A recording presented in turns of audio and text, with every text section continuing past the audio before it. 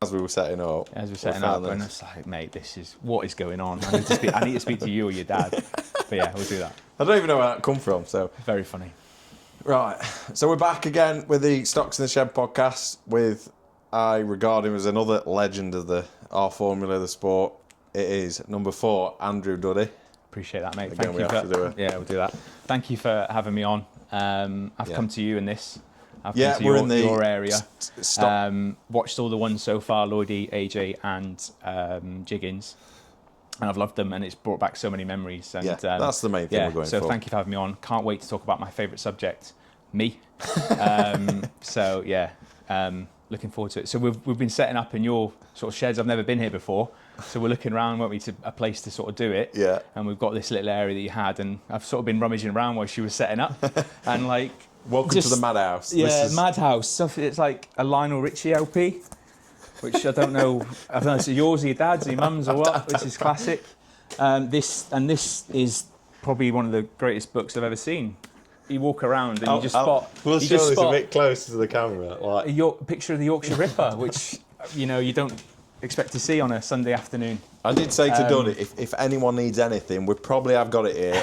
I just don't know where it is. But and if we want a game of Golden Balls, we've got Golden Balls. The game. Pull the old mousetrap. Brilliant. Oh, yeah, mate. Old school. That's a separate podcast. Yeah, exactly. That's a separate interview. Old school games. But thanks for having me on. Yeah, no problem. Thanks for trying to think of the word. Driving, accepting to do it. No, yeah, happy to talk about stuff with me any time to talk about racing. I think that's what we've got plenty most of us do, and all of us do at the same time. Yeah, we've got plenty to get into. Virgins, I think they call us. I think where we'll start is, when did you first see the Stockkarts? When did your racing career kick off? So like no racing career before. So we were at Coventry watching the Formula Ones. And we're parked up in the main car park, and spotted these karts in the car park. Yeah. Obviously, then realised that they'd raced sort of during the day. I'm pretty sure it was Carl Hayes' kart. I'm not 100% sure, but I'm pretty sure it was Carl Hayes' kart. That time, wasn't it? Yeah, number 12, around that time. I was like, they're a bit different and whatnot. And then obviously went to watch the meeting, and there was a full-page advert in the programme. Right. About karts and test days and hire days, and the fixtures might have been in there as well. So got a bit interested. Never raced anything ever. Just followed stock cars all my life, but never raced anything. And a few weeks later, maybe a month or so later, Ian had set up a test day the day after Birmingham. It was at Birmingham on the Sunday. Right. Obviously didn't know this at the time that they'd raced on the Saturday, but there's quite a few drivers had stayed over. Yeah. I remember seeing Parky and stuff like that. Sean Parkinson was there. There was a load of hire karts, and there was probably 10 of us. And it was a bit of it wasn't just a test day like they do now, where you just maybe get a slot and go out for 2 or 3 goes. Was this parked in the middle?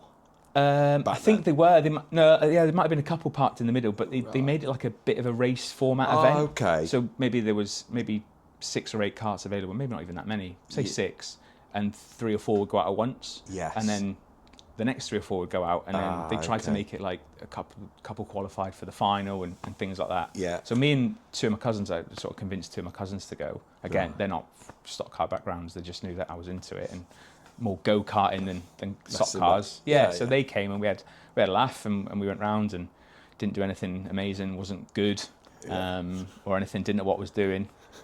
And then, so got into it, obviously got speaking to, the first time I met Billy. Of course. Was that day. He was obviously a lot younger, and he was, I don't know how old he'd been there 15 years ago. He'd have been probably only 16, 17 maybe, I don't know. But got chatting to him and a few other people, and loved it, So then ended up hiring Buxton Shale. Okay, classic. I found a video actually. It was a small clip of me, terrible. I was rubbish. I thought I was going all right, but watching the video back, it was. And there's a picture I'd found as well, and Parky's sort of coming down the inside, and I'm facing I'm going towards the fence. What are you doing? All over the place. But loved it. Hired a couple more times. Probably more Ian's story to tell if you ever get Ian on. There was a Coventry that they had in September, and I haven't seen rain like it. It was awful. Track was awful. And we ended up going on for the final. I think the final was part of the meeting, whereas the heats were pre-meeting. And they put us on the middle. Oh, I don't know if anyone remembers this, or anyone was there that's still in racing, but they put us on the middle and we tried to go around them. It was just a disaster. And it was the first year of Ian having the karts. Obviously we didn't know that then, but it was just a bit of a mess really. But one of them, shale, it's always a risk, isn't something it, in the new, wet. Yeah. And then I raced, hired at Birmingham, first time at Birmingham. Tarmac, I'll be all right. Get around. Got there late, didn't get out for practice. Heat 1, accelerator cable snapped, like literally as rolling lap. So I was like, fucking hell. Get back. Someone, I think it was Parky was sort of helping me bits, and I got speaking to him a little bit more back then. Yeah. And then he'd done it. Same thing happened in Heat 2. So I'd literally hired, and it was like, this is a disaster. And then the final was something that Joe referenced in his interview about Billy having a crash that really like. Of course. Yeah. He had a crash. That was my fault. Got into the final. Obviously, had 2 heats that hadn't gone anywhere. So I'm just giddy. Like, right. So let's go. Into the first corner. Me and him are white tops, just bouncing round. And Birmingham was notorious for bouncing anyway. Yeah. And I've ended up I've hit him on the side. He spun. I've spun. And so I think someone just drilled into the side of him. Chaos. And I didn't get around the first corner. So I hired and done. I didn't do a lap. Oh no, that's the worst. Yeah, it was. Not especially for high driver. We obviously done high drivers at H2O, and you want them to have the best experience. Exactly. Obviously, I'd raced a couple of times before and had finished races and stuff. Not done any good, but so Ian, to be fair to him, was like, look, I was one of them, isn't it? Yeah, shocking. Yeah. What can you do? I was a bit disappointed, but it's what it is. So he did. He done me a deal for Northampton, which was then obviously Tarmac. So it was maybe a few weeks later, or even a month later, I can't remember how long, but got there, got out, and for the first time I felt competitive. Right. From white, didn't do great, but I finished 5th or 6th or something, and was just in the mix, and it was just like, oh wow, this is when you start to feel this is what it's about. This is what it's about. This is racing. So that just gave me the buzz that I've never really felt before. You sort of never forget your first time like that, do you? So we done that, done Heat 2, whatever happened. And I remember the final, and you think you're in the mix now. You think you're a driver, and you can do this, that, and the other. And I remember Tubey had me up the wall. Oh, no. Classic. I'm just Tubey. Like bouncing around, and I've probably turned left, and he's probably not even done it. He's just come out the corner. And I remember bounced off the wall, and I finished the race, maybe 8th, 9th, 10th, or whatever. But finished and was buzzing and was hooked from then on. And that was 2010. Yeah, end of 2010. And then Parky I'd been speaking to, and obviously he'd brought, he was racing himself.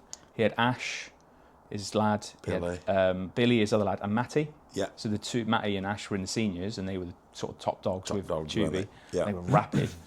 Ash had won the gold at Birmingham in 2010. Yes. And then he put his kart up for sale.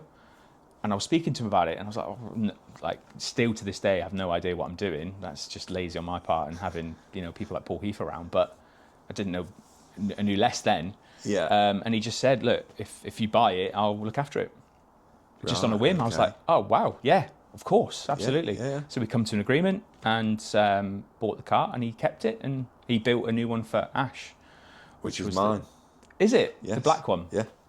So it was the fully black one. I think Matty stopped then, and then Billy was sort of in and out and done a bit. He was the juniors they were with a himself bit from that thing year on. It were a bit up, and then they said to stop, didn't they? They stopped, which you'll know, of course, being with 2011. We went with Parky, and there was a few others. Elliot, I think Elliot and Selwyn might have been with him at the time, or at least helped. And they maybe done bits at the track. I can't remember if he transported them all. There was a couple. I think AJ showed a picture. There was like 8. There was Neil Fry, I think, was up there. Denty might have been around at the time. A double decker. Yeah. So we just got involved in that way and done quite a few meetings and stuff. But we done a test day in Birmingham, so probably January, February time. Yeah. Before the season started. Sorry, and felt really good. Like kart was mint. Remember one time I'd gone round about 3 or 4 different practice sessions, right, and then just cut out. It's like nightmare. And then had to push it all the way up the Oh, notorious hill. Yeah. Knackers, it's just cut out, mate. He went, you've been round like 5 times. Like, it's probably ran out of petrol. Didn't even think. Just ran out of petrol. Like, he must have thought, oh, what an idiot. Like, yeah, he just thinks he's just going to go forever. Yeah, keep I was going. just having a great time. I was done about 60 laps and just ran out of petrol. So looking at the efficiency of the cheers, tank. lads. Yeah, thanks. So we had that testing. I felt really good, but they put me up to yellow. So I'd had that okay Northampton. I don't think I'd finished the race. I was going to say that's why you started as yellow then, because you'd have hired a few times and maybe got a couple of points, and so they started me at yellow. Yeah. So I was obviously mad nervous as it was. Never mind, your own kart and stuff. But that was the first year of the transponders. They didn't have them in 2010, so you had to get a transponder for 2011. And so we got to Birmingham for the first meeting of the season, which was probably the first Saturday in April. It normally wasn't it? Yep. And we had to put the transponders on, and that was all a bit different with the technology and stuff like that, and setting them all up. And remember, we always had practice back then, didn't we, as well? We did before, yeah. And went out and practice. And I think Ian had gone up to the box to set it all up on the computer and stuff like that. Yeah. And I remember as he walked back up the pits, he was like, yeah, transponders are working. Fastest lap, Andrew Duddy. I was like, what? Oh, no. And this, Parky was there, Lee Anderson, Butcher. And I'm like, that can't be right. He's just saying it. Yeah, I'm like, hang on. Yeah. I'm not, no way. It did feel good for the time, but you didn't think... no way, I'm not the fast. No way, no chance. So went out, heat 1, really nervous, yellow top, with people that had been experienced, like Selwyn and things like that, elderly gentlemen back then, but had been racing a few years. Got out in the first one, had a bit of a tangle, finished 5th, but felt quick, felt good. I felt just no experience. Second race, I wish I could find the DVD, but I couldn't find it. I think Tubey goes in flat out into the wall with somebody. They tangle. So I was 3rd. Does that ring any bells? I'm just trying to think whether it was my dad, because that was 11 was the year that. But you say it was Tubey, not. It was Tubey went in hard, very hard. Because my dad went in with Selwyn. But that was Tubey put them in. Okay. No, I'm pretty sure. Maybe. I thought, but for whatever, we were in the race, and I think Selwyn won it. Okay. Maybe not, but I was up to 3rd, and I remember this. You remember the stories differently. Yeah. But I think I was catching 2nd and 1st, and then someone went in and obviously seen it on the video. I think it was Tubey went in hard with somebody else. So they read and checked it, 2 laps to go. Oh, no. And I finished 3rd. I was obviously buzzing for a 3rd, but I was like, I think I could catch these. I'm feeling all right. I'm feeling a bit confident, and cart's mint, and getting on with it. And then in the final, I got away from the yellows, and I took the lead quite early on, for what I remember. When you're in the lead, the race takes forever, doesn't it? It does. Yeah, it goes on for about a year. So I was leading, and then just going around thinking, this is class. I'm brilliant. And then a hire driver passed me, Stuart Lilly. Don't know if you remember that name. He was around for a couple of years at the start, and it was his first hire, and he passed me, and I thought, and he started at white, and I've already passed him. I'm like, what am I doing? So he's clearly picked up a bit of speed. Yeah. So then there's 3 or 4 laps to go, and I was sort of catching him. And then going into the last bend, probably not even that close, but he let off so much and just left the gap, and I just dived, not T-bone, but up the inside, just get a little nudge against, chug, and got over the line and won it. And so can never forget my first ever time out. Yeah, you can't. Won the final, buzzing. My mum and my auntie was over from Ireland. They were there. Oh, that's good. So it was like people that weren't involved in the racing, like my uncle and stuff like that. They came and watched. So that it was just it was a great feeling. So you never forget your first final win. I couldn't. Obviously we've got these here, but I couldn't find it. I don't know. It might be there, but I couldn't see 2011 Birmingham final winner. So from then on, it was hooked. This is brilliant. Ended up winning a couple of races at Barford. Turned Chev and Paul Higgins into the infield in the final. That's that photo, isn't it? Where there's just chaos everywhere, grass and stones and whatnot. Yeah. So what happened was I'd won the first 2 heats. I wouldn't say comfortably, but felt good. Yeah. I crashed out in heat 3 with Paul Higgins. The whole video was actually, the whole races are on YouTube, and I watched them to remind myself. Of course. I clipped the corner and spun Paul Higgins, and we both hit the wall, and that was the end of heat 3. Then in the final, I wasn't doing great. A few had passed. We were about 6th or 7th, and we're going around for the last lap. And Chev and Paul were on my inside, so you're coming out of turn 4. It's pretty narrow at Barford. Yeah. So the 3 of us are going up the line. I'm thinking, I can get him here. I'm thinking, the checkered flag.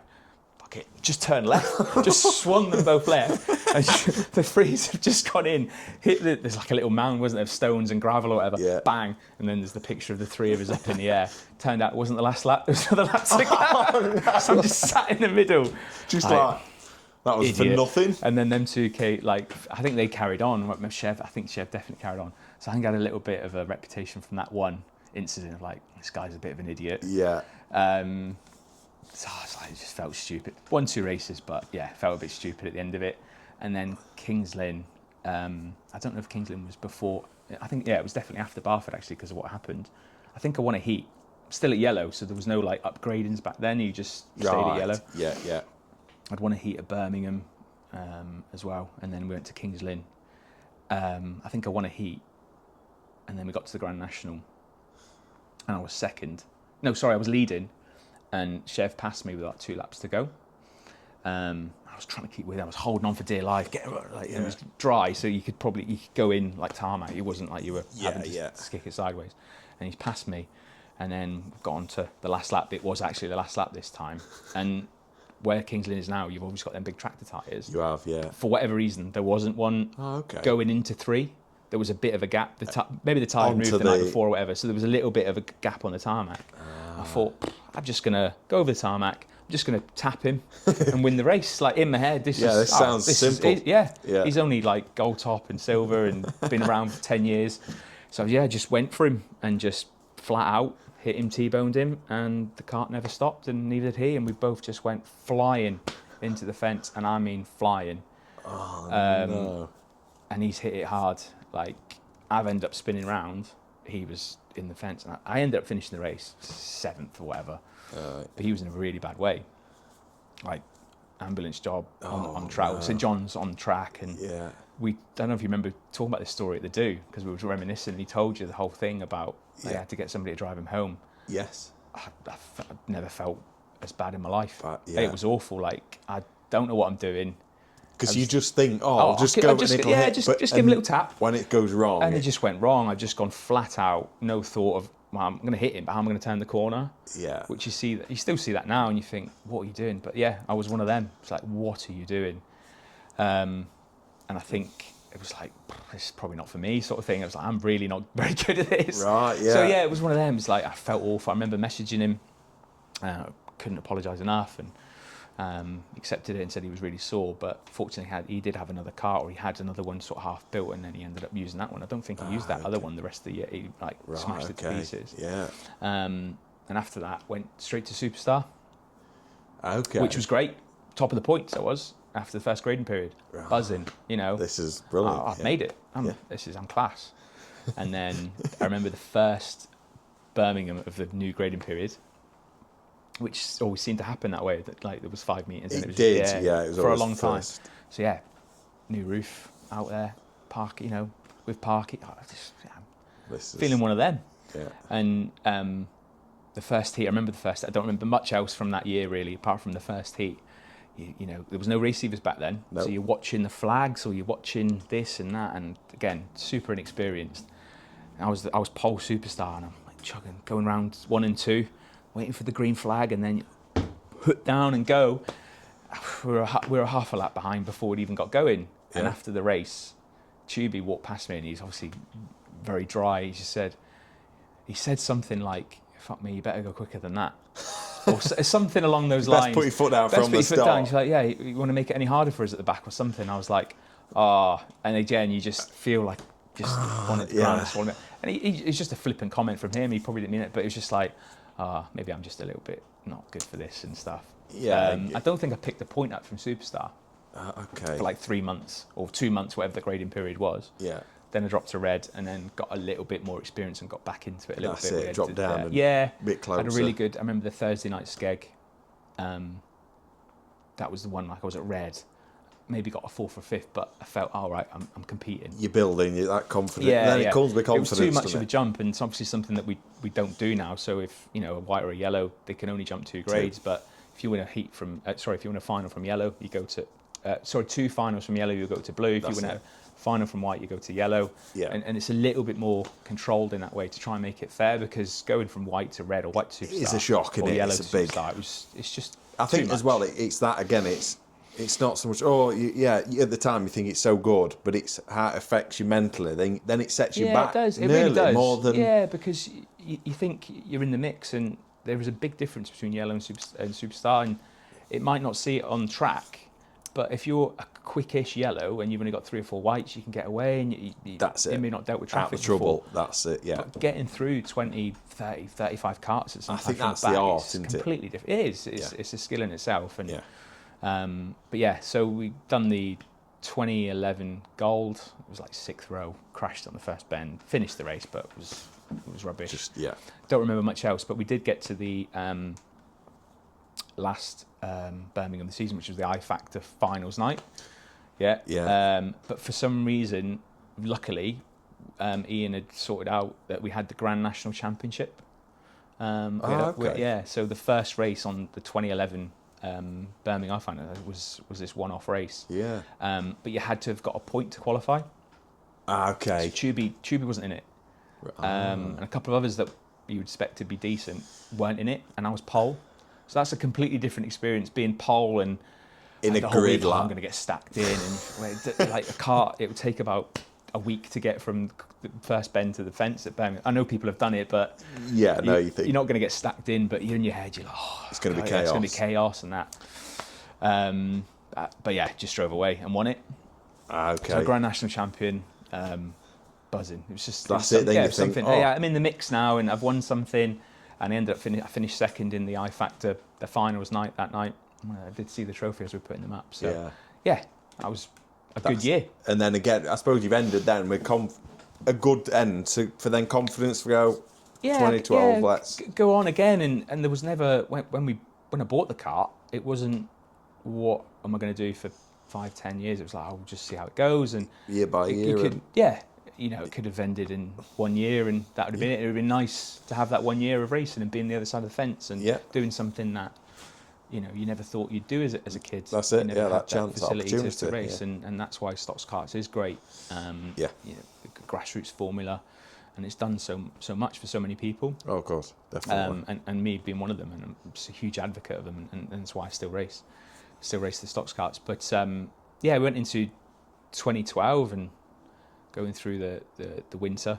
Obviously, Parky still had the cart, and we were getting on great. And there was, I think he met somebody. I think he just started seeing somebody new, and she was lovely, and she came to a few of the meetings. And I think Billy, Ash, and Matty had sort of fallen away a little bit. They'd got other things going on, and then maybe that influenced Sean not to be as much involved. But I remember him ringing me January, February time, so 2012.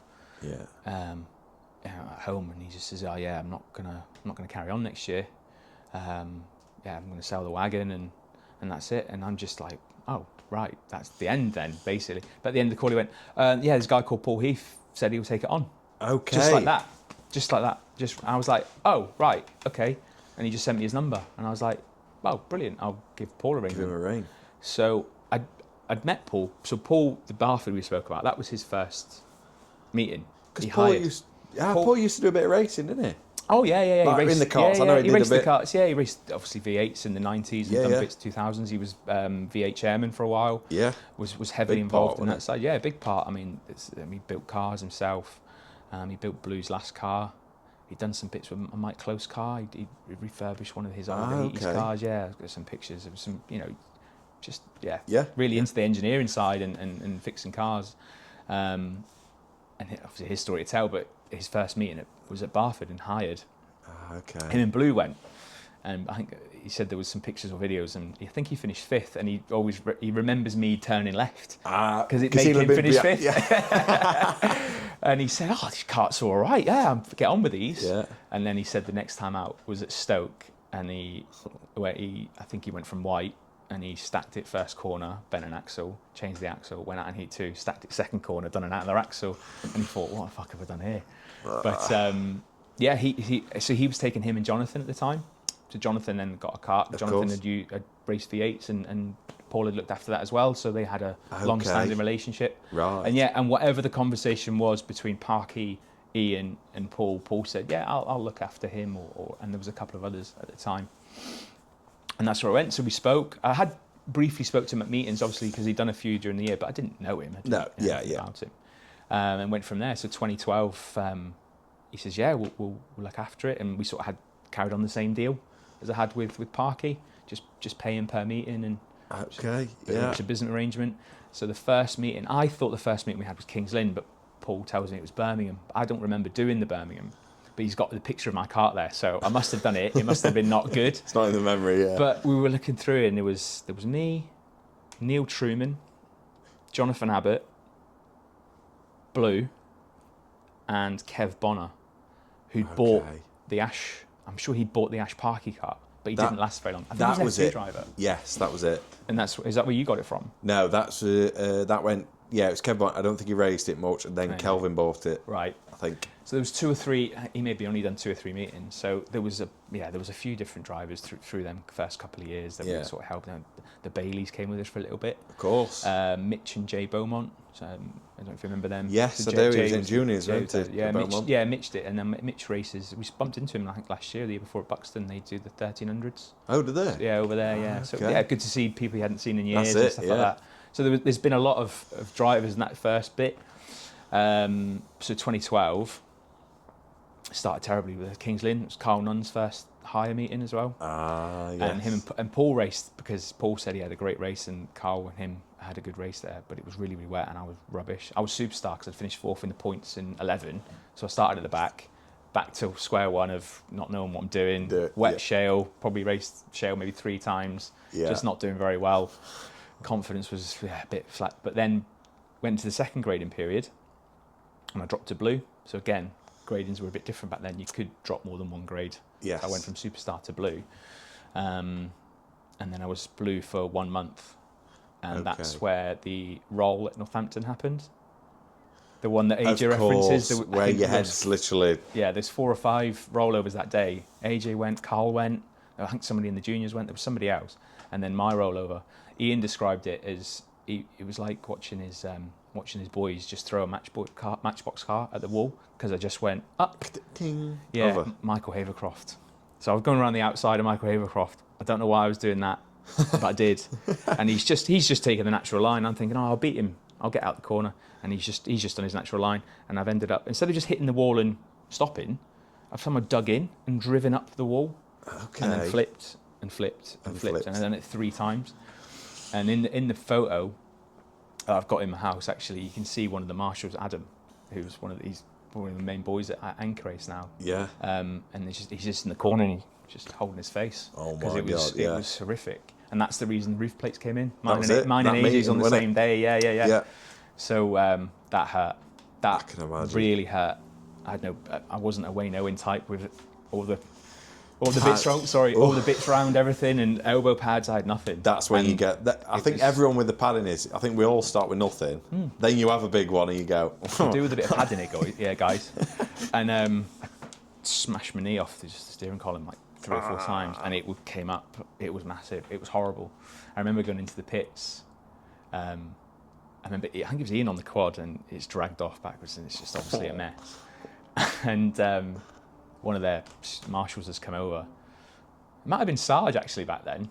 It was one of the he was obviously working at Inc Race then. Yeah. And one of the other boys, and they've come over, and they've everything all right? Yeah. And they've just said, can we have a look at your helmet? I was like, yeah, of course. And obviously it's been cracked off the side on 3 rails, times. They looked at it, and went, yeah, it's done its job. Just cut it and put it in the bin. I was like, No. So not only am I hurting, like it's just helmet's gone. I need to go home. So yeah, there's bits, but. That was a huge rollover. It was chaos. It was a mental day. I don't know what happened that day that there was so many, but it is what it is. But one of the best things, it was not a turning point, but an understanding of what Paul can and still does do. That kart was a mess. I was a mess. That was a Sunday. we were at Buxton the following Saturday, so literally 5 working days. And I was like, just let me know when we can get back out. Whatever we can do. Yeah, I had no thoughts of. No, I was thinking weeks, months, whatever. And he was like, oh no, it'll be fine for Saturday. I'm like, no, it won't. And he was like, yeah, no, don't worry about that. It's fine. Okay, fine. So I was still quite poor. My knee was still quite swollen, but obviously went to Buxton, bit shaken up, shall we say? Yeah. Gingerly, yeah. Got there, cart was fine, and had a couple of decent races. I remember finishing second in the national and having the fastest lap. And I was like, this guy knows what he's doing. That was a little bit further on, yeah. That's it. So at Blue, won a heat at Mildo. I don't know if it was the first Mildo, but I won the first heat there. Paul always gives me shit because we were both running from Blue, blue top, blue grade, not Blue Whitaker. Yeah, running from it. And coming out of 3, I don't know if you were there, but the fence, so there was a gap under the fence. There was. And Ian was like, "Don't be pushing out of 4. Don't be pushing out of 4. Don't get close to that. Don't get close to that." Yeah, it was quite a big thing in the driver's briefing. So first lap, me and Paul are next to each other, and he just tells a story. He says, "You just kept drifting out. I don't know what I'm doing. Like I wouldn't turn. I'm just going in like this." And he's like, "You can put me up that wall. I remember that." But I won that race, and then went back up to Red, and that was June 2012. Yeah. And that was it. I've never been below Red since. So I've been Red. I always remember you always being Red, and like I say, when I saw them yellow, it's like I remember you being a little bit of a nice thing to know. So the whole time I've been racing, I've been 2 grade. I've been 3. I was 3 grades then. Yeah, 3 grades. So yeah, 2 grading periods. I've not been Red or Superstar. The first time at yellow.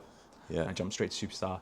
And then the second grading period of 2012, I went to Blue, went back to Red, and then since June 2012, And I think you're one of them. There's been a few times I might have been able to go down, but Ian's like, that's what I mean. I was about to say, if you ever got dropped to Blue, I think it'd be like, hang on a minute. Yeah, he did. He has said that. He has said that. There's a couple of times that I could have, but then obviously average points came in and things like that. Obviously, I wouldn't want to go down to Blue. It's nice being Red and Superstar, and it's a nice thing to have that longest serving Red top and Superstar. Since then, obviously, Carl and Danny started after me. Danny was Blue till 2015. Yeah. Kelvin was Blue for a little while and things like that. So the longest serving drivers, it's an achievement in itself. It's a feather in the cap. Yeah. Of being sort of an experienced driver and keeping that Red and Superstar. Yeah.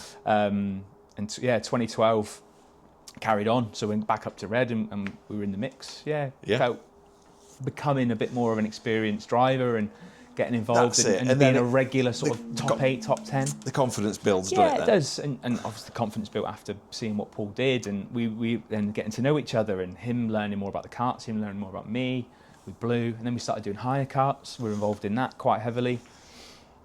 And at the end, 2012... Oh, it was the World Final year, wasn't it, when we were done the Bristol Formula 1 World Final? Of course. Yeah, which was just, for the 8-year-old in me, was the greatest thing ever. Go into a meeting, go into the Formula 1 World Final and not having to pay to get in because you're paying a race. You're part of it. That's the ultimate. Had a rubbish meeting, got stacked in by Roger Bailey in one of the heats and bent it to pieces. Oh, no.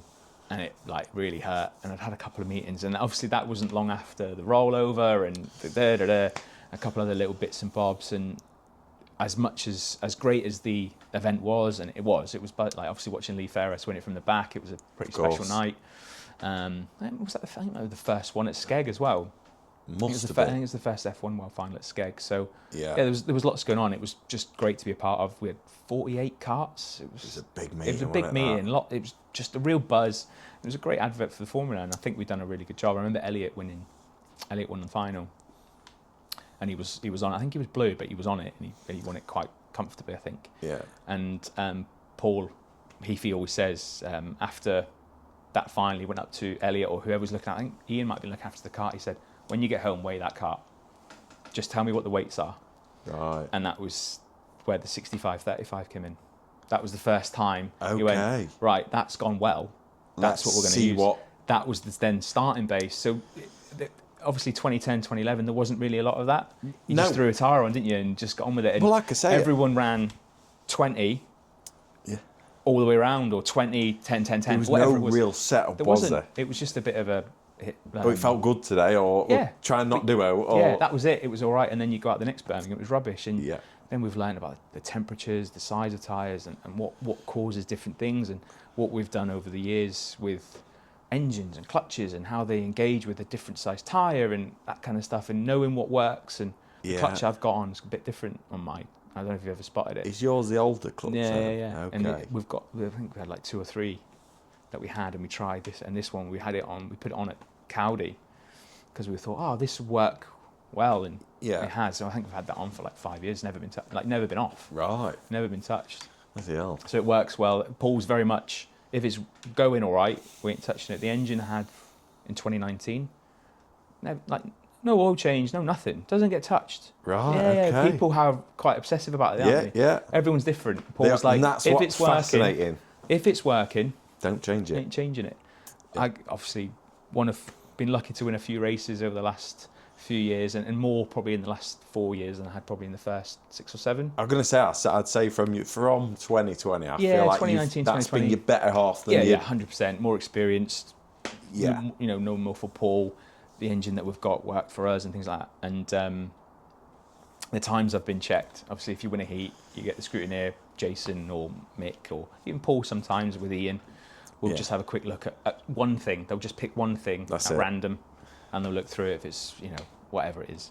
And every single time they take the back panel off, can you just get a fucking new air filter? It's still covered in it's been covered in shale for years. Has it? It's about 5-year-old. Paul's like, I'm not buying a new one, because look, he's just won a race. Leave it alone. It's fine. What's the point? It's £6. Doesn't matter. No, we're not doing it. Yeah. And you just leave it. It's like that. It's working, so it's fine. Yeah. Mental. And some people are. Yeah. Anal's the wrong word, but they have structure and routine to what they do, and that's it. We do this, and this. Fine, but we just. Yeah. Is that though a mentality thing? I think the way I do it now is I feel I have to. If I don't feel that cart's right, I need to go through everything. I'm like, well, we're going, nothing's right, and I'm going, and nothing's right. So already my head's like... Yeah. I think there was that quite a bit, and I remember Parky telling me he would tell that to Elliot. So Els would be like, have you been through the car? Yeah, mate. Yeah, but it's mint. And he hadn't touched it. And then he go, this thing feels so much different. And it's like, it's in your head. I think even when I was a junior, I think my dad sort of twigged on that. When I was younger, he'd say, yeah, I've changed that, don't that.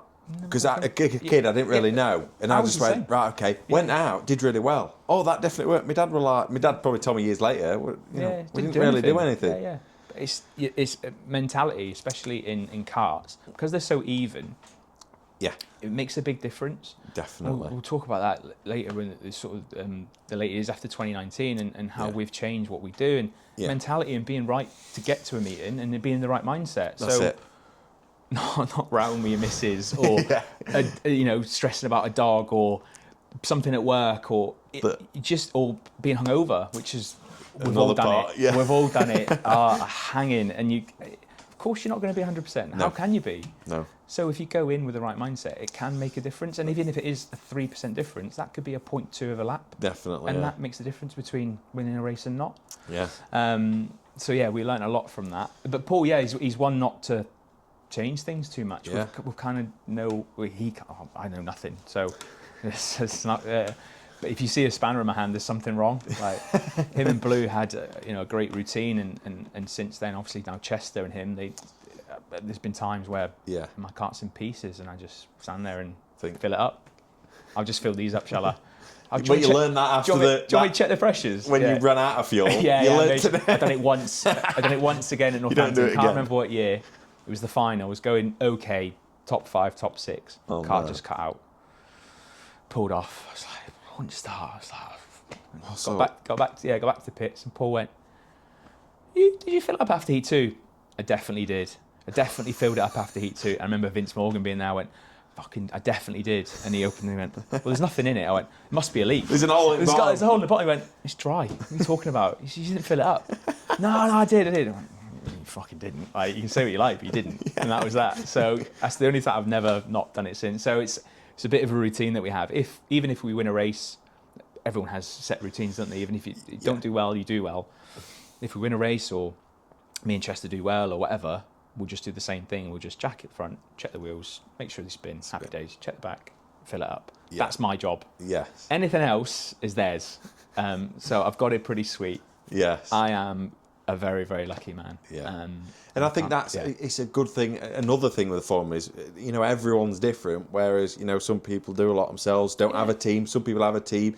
And then for you, it's like that don't have your car at home. No, someone does it. And again, it's proof that you can still do really well. Yeah, it can work both ways. With the karts, I suppose it's like Matt Newson in the F1s, isn't it? And I suppose when you first started as a arrive and drive, like you feeling like a high driver. It's your car, but you still feel that way. And maybe there is a little bit of that, like you think other drivers think that. There's like an inadequacy that you're not a proper driver. That makes sense.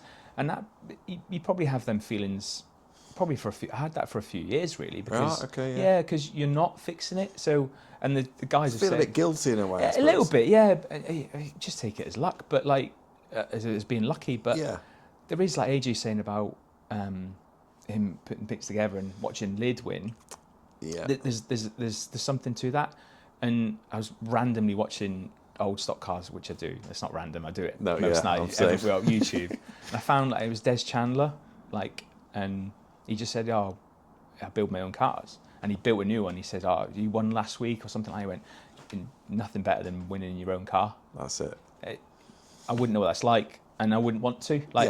I've got no interest. No. Yeah. And it's probably something. I'm very lucky that I've had Parky and then obviously Paul Heath for 14 years. I haven't needed to.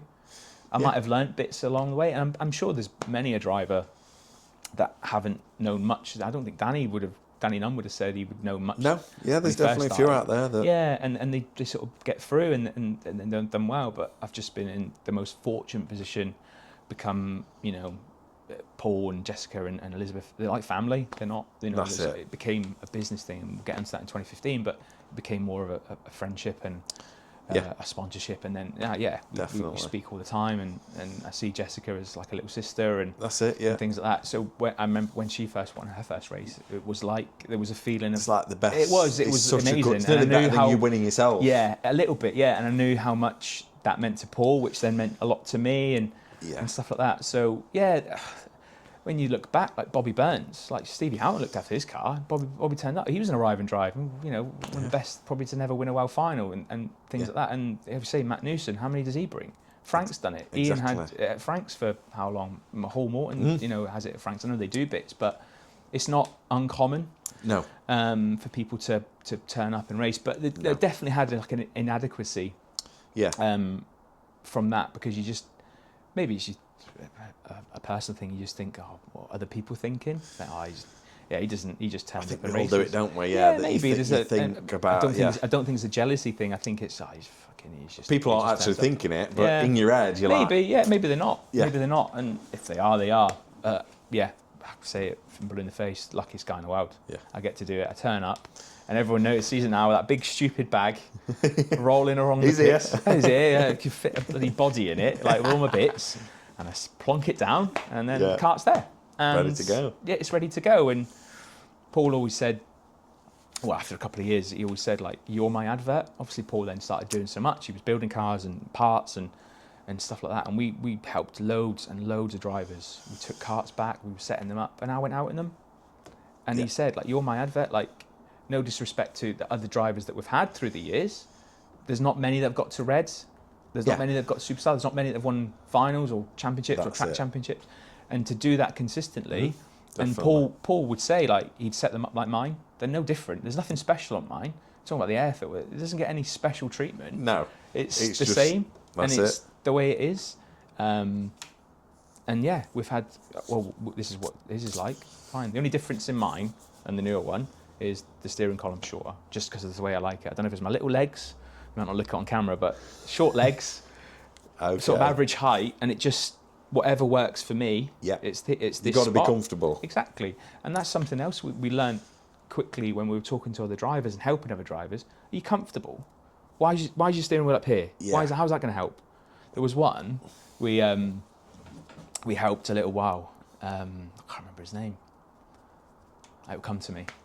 and he was sort of yellow, sort of white yellow top. I don't know if he'd been around for a little while, maybe not too long, but I think it was one of Joe's old karts, and the steering column was that, but then it stuck out, and the wheel was like here. Oh, that's what Joe was on about on that pinion where it was like an F1, wasn't it? Yeah, it was there, and it went down, and then the steering column, and it was just like the steering quickness, wasn't it? Yeah, something. Yeah, and this lad had it, and we were at a test day at Birmingham, and Paul said, "Oh, you go out in this?"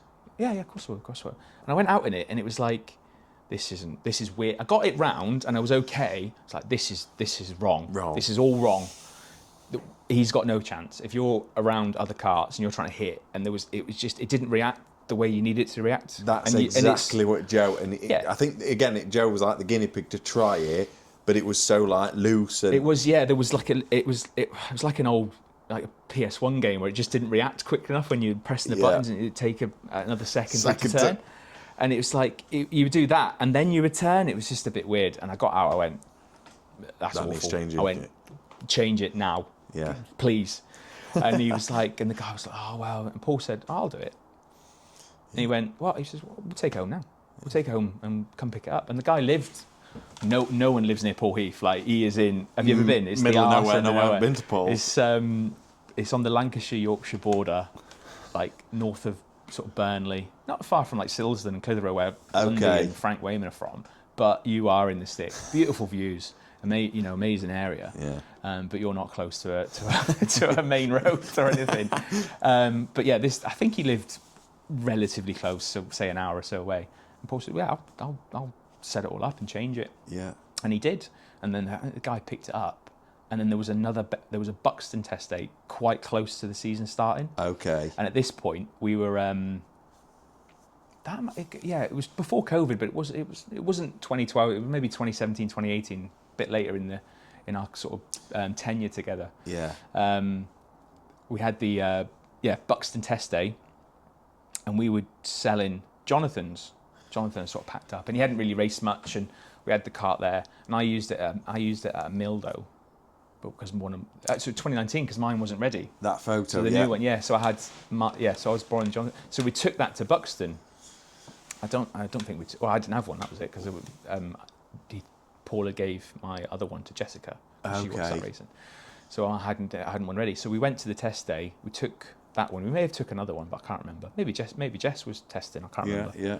But this guy was here again, and obviously the new all the bits. Oh, interesting. We'll try this. He went out really struggling. Buxton's not the best anyway, because it's changes every meeting. It's a tricky track. Two completely different bends. He was really struggling. We tried different tyres. We gave him all sorts. We were really engaging with him and trying this and that and the other. And at one point we said, "Well, you go out on that one," because I'd been out in Jonathan's. Excuse me, and it was all right. It was getting round. It always handled really well. It's just something about it. Yeah. It's just nice. Yeah. Might not be the quickest, but it just handled right. Felt good. Like, you go out in that, and I'll go out in yours, and we'll see how we get on. So, obviously when you do test days, you're trying to get a bit of space, aren't you? There's no point in having 10 of you together. You've only got you want 6, a free run to try. You want 6 or 8 laps. So, got to the front of the pack, and I thought, we'll see how we get on and see if people can stay with me or blah, blah, blah. And it was me and Alistair. Okay. Who were at the front. And I put the foot down, and it went off like shit on a stick. It flew. I was like, fucking hell. Just engaged quickly, and off a standing start was like a rocket. Right, okay. Got to the first corner, flung it. This is fucking unreal. It was rapid. I'll keep this one. It was unbelievably quick. Right. And done the 6 or 8 laps or whatever, and like, me and Alistair were close. He may have passed me, but obviously Alistair's like superstar. He's been racing years. He's class. Like, if you're keeping with him, you're doing all right. You're up there, yeah. Yeah. So he may have passed me, may not. But we're in the mix together, and no one else near us. Like, we'd done half a lap on everyone else. Right. Come off the track, pulled up to Paul Heath. As I'm about to get out, I see Stevie just coming looking in. Who the fuck's in this car? And he went, "It's fucking Duddy." I knew it wasn't the other guy. Yeah.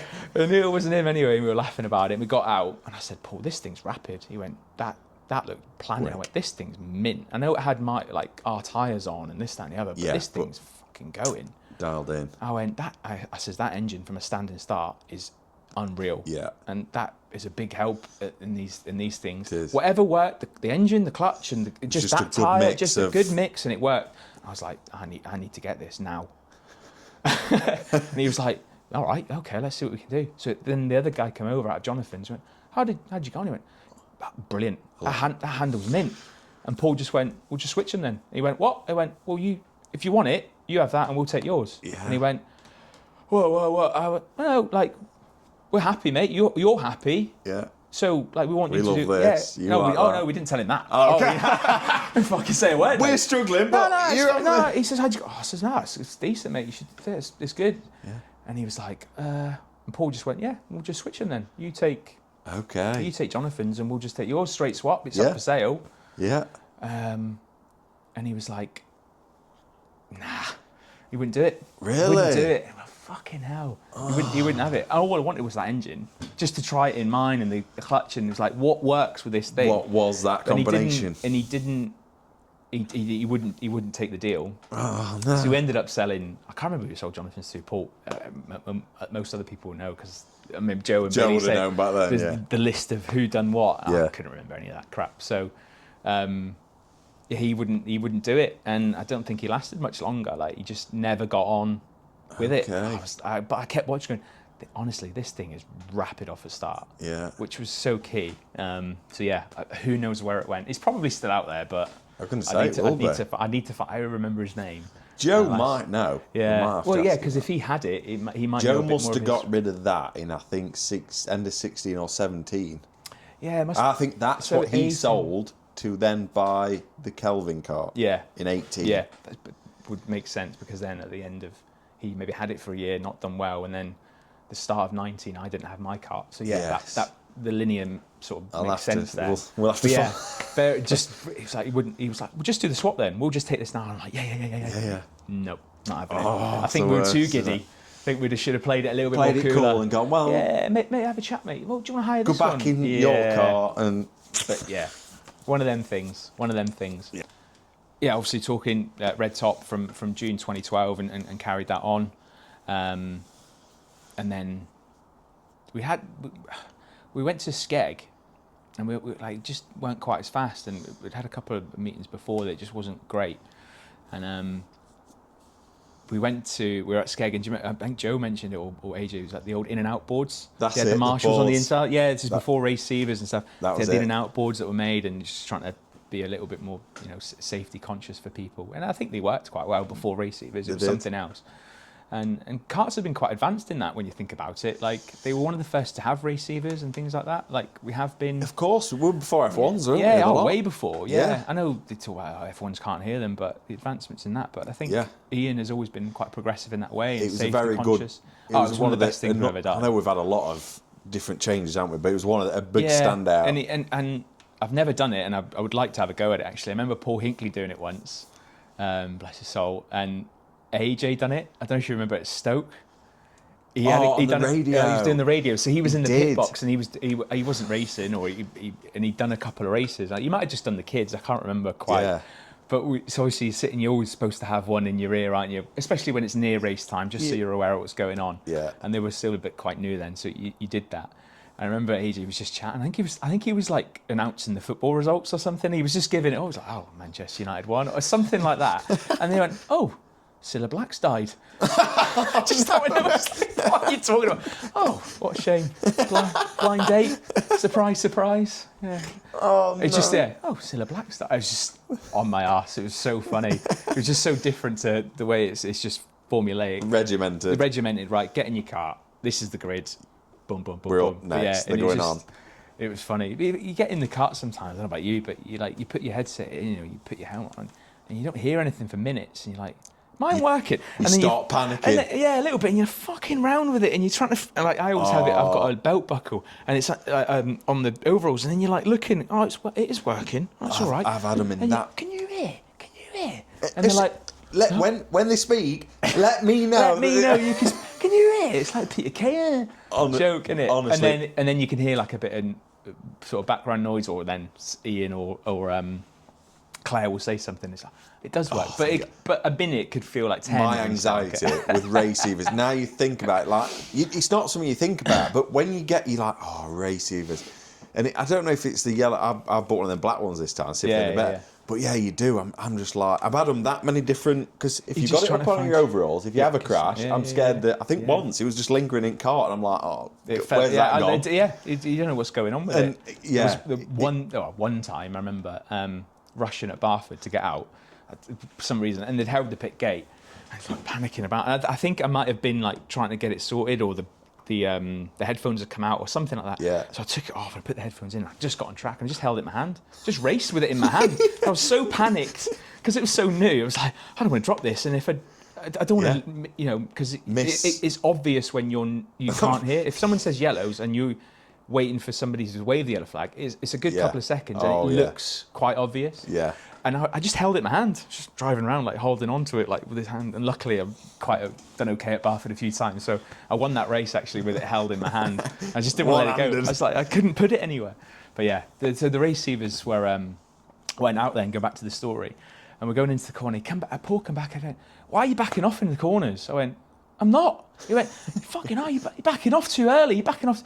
I'm not flat out. Like I'm going as fast as I can. And the reason I bring it up is because Joe referenced it at the same year, 2012. Of course. And he mentions being flat out at Birmingham.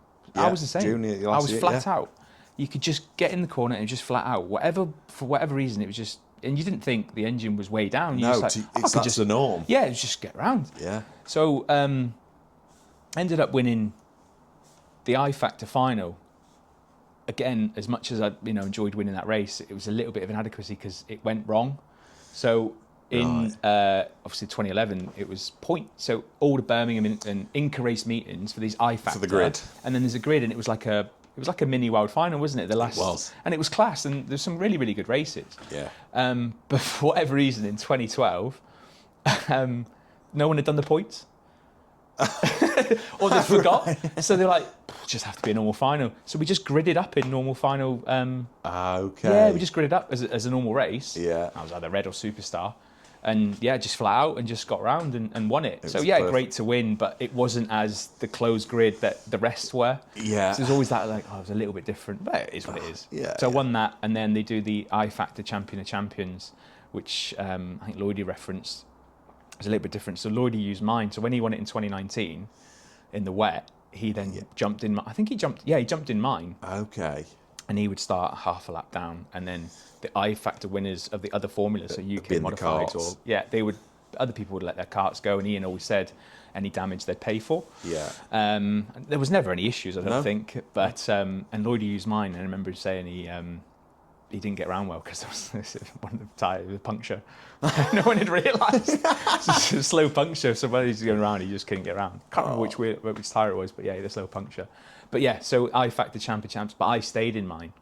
So I was half a lap down, and then the other 6 or 7 formulas started their green flag go, and then I did eventually catch them, and it is one of the bigger ones. I think I've seen it. It's up top, isn't it? Nice one. It was a bit rusty now, but it was up in the top of the garage. But it was nice to see, actually. I hadn't seen that in a long time. But I won that.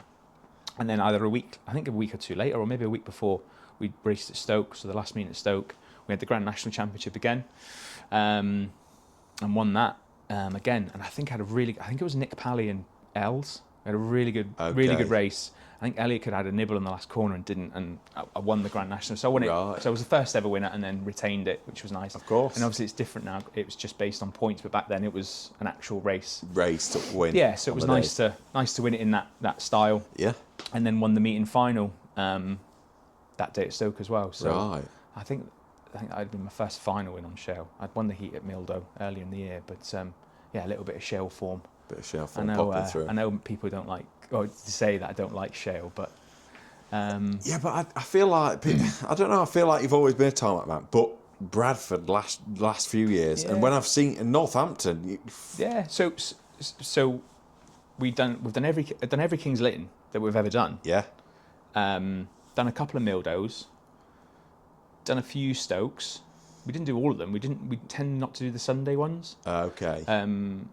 because he used to do like you used to get 4 or 5 races, didn't you? We did. 10, maybe we done it once, but we didn't really do it.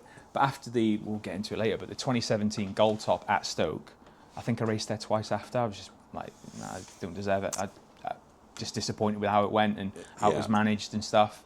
I probably come across really bitter because I'm just like moaning about different things that have happened, but the things that stick out. And I'm not fucking racing there then. Yeah. And we didn't. Well, I think Jessica probably did a bit more and Blue did, but we went to meetings and I went because we sponsored the Junior Gold or the Junior British was there. I think both might have been there in different. I think Finn won one. Finn Robinson won, and he won it in my old kart. Ah, okay. So that was the first kart I had. We sold to him and Steve. Oh, right. So it was a nice sort of book-ending moment there. Yeah. And then they sold up, and obviously they moved on to Rebels and bits and bobs. But never bothered to race at Stoke, but only missed one Bradford in 2020. Missed the one in 2024, but we loved it. Yeah. Like, it's class. And Northampton, again, we'll get into it, but I haven't raced there since the 2022 British with Paul. We never went back. Right, okay. The 2022 British, it was just like, this is a fucking wasting my time. So I did obviously the gold in 23 at Northampton with Calvin, and I'd done I'd used slatters, and we'll get into that as well about the reasons why. But just love Shale. Like I won all 3 at Stoke in 2014. Oh, I think I saw a photo on you of all 4, and that was where that was from then. Right? Okay. So it was the F1 meeting as well. Oh, of course. So the heats were pre-meeting. Yes. Won both. Final was like race 1, wasn't it? Yeah, final was race 1 or whatever, and I won that as well. What we didn't know was the engine was underpowered, and it actually helped on the wet, greasy. Of course. Do you remember Suntan done the same thing? It was 2012, 2013, and he pissed every race. He won like 4 or 5 races that day because it was absolutely bogging. But his engine was slightly underpowered, but it's just the optimum speed for that track. Yeah. And that's what happened at Stoke. I had a great time. Won all 3. I've won a final at Kings Lynn, a couple of races at Kings Lynn, won in 2015. Lloydie mentions this one, and I was fucking raging. I was going to say, I need to. 2019, didn't say on the video. Oh, mate, what a clown. So, he, 2019, well, I don't think we'd raced there in a few years. I don't think we'd raced there between 2015. Remember, there was a break, weren't there? There was a bit of a break, and there was a little fallout, or someone, someone went comments, off. Maybe in some social media stuff. Yeah. That happened. So we got a meeting there in 2019, and I remember the heavens opened, and it was awful for the first heats. Don't know if you remember the kids going out. See, I didn't go. I'm gutted because I didn't go. You didn't go there. So the kids went out first, and it was a bog. This is before the shale tyre. So they were just trying to get going. So they just let them go. It was like there was no grid formation. Fuck all. They just went. Once you can go. And they got going, and fair play that the kids that got round. But it was just a bog. I think maybe it was a bang. It wasn't Stockcar. It wasn't Formula 1 to Formula 2s. It was bangers and sort of domestic sort of Kings Lynn formulas. Yeah, maybe 1300s or something like that. But then there was a bit of a line created for Heat 1. Maybe a cart and a half's length around the outside. Slowly, as the meeting went on. So we got going in Heat 1. Randomly, the videos are found on YouTube of Heat 1 and Heat 2, but not the final. Just not a stock car person. You just randomly just filmed them and put one. Yeah.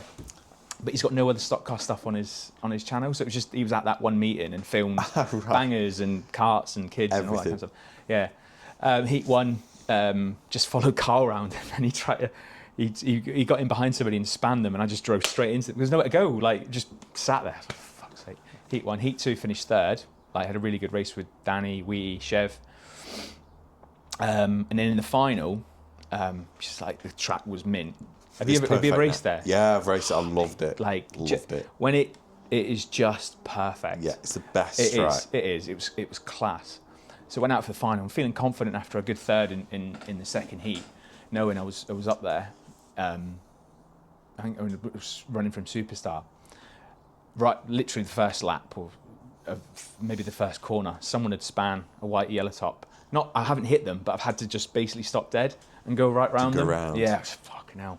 The yellows come out, and I was 3rd last. Yeah. And I was like, got going, and you know when you get races, it doesn't happen often, but it's just like, oh, this is mint. This is perfect. Every corner it just slid in, not too much, and it just gripped up. Everything feels as one. Just everything. Doesn't matter if tarmac or shale, you just feel like, oh, this is class. You can do anything. Yeah, and it'll go anywhere you want. Yeah. And that was one of these races, and I picked off, and I got into the top 10, maybe not quite near the front yet, and then another yellow came out, and we were sat on 3 and 4, and I seen Paul and blue, and I thumbs up, I was like, fuck, I'm going to do well here. Get to the front, up to second, Lloydie's leading, go into 1 and 2, I go underneath him, he's then undercut me, and I could see he was on the inside, and he's gonna get to the corner first. So okay. I'm thinking, right, I'm never gonna try and cut the corner and slow us both down. Something that you think about, especially when you get to the back and you're racing a lot.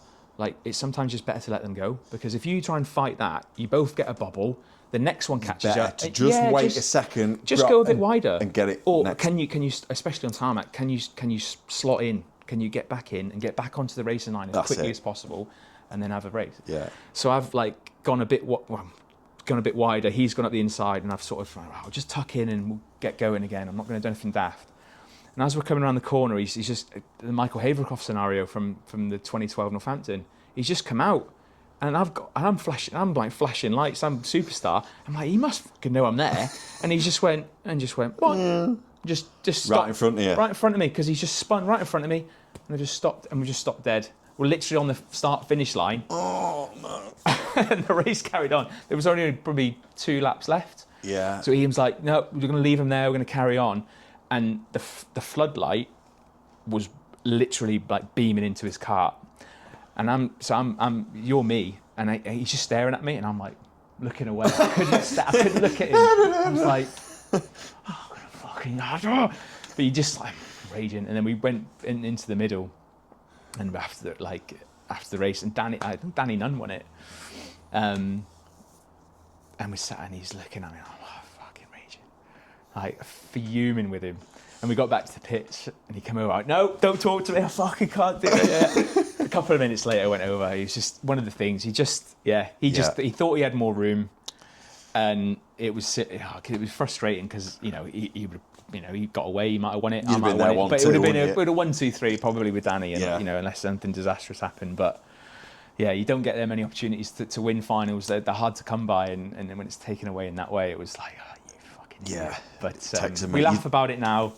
I'm sure I've done the same to him at some point.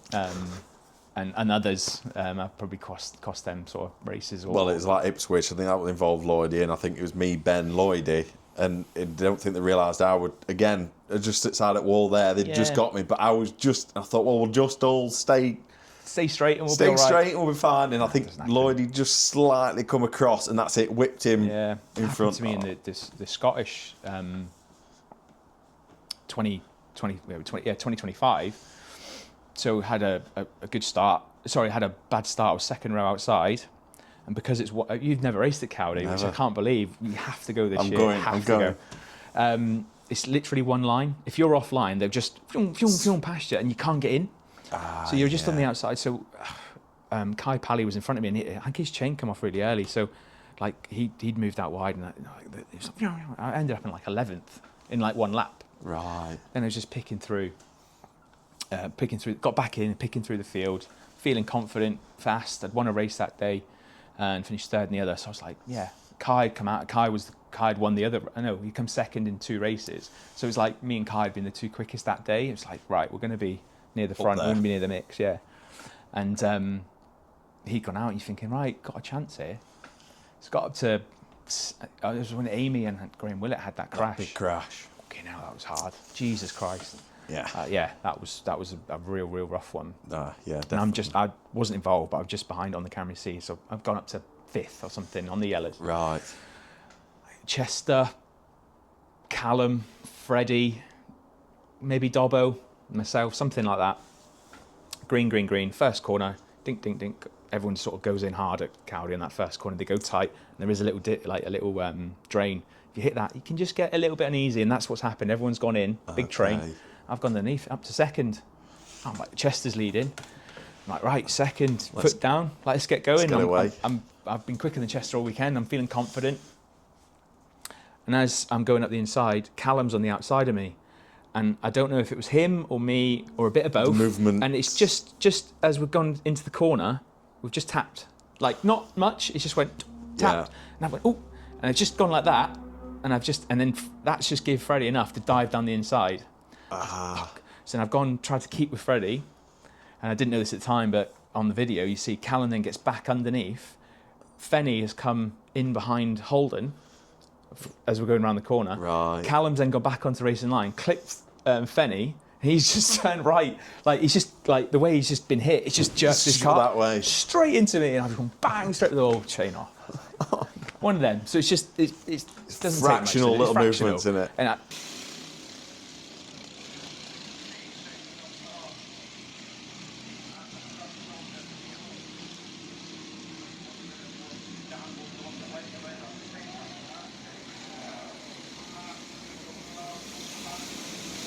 you know, Callum didn't mean it, I didn't mean it. It's just one of them. You've just touched.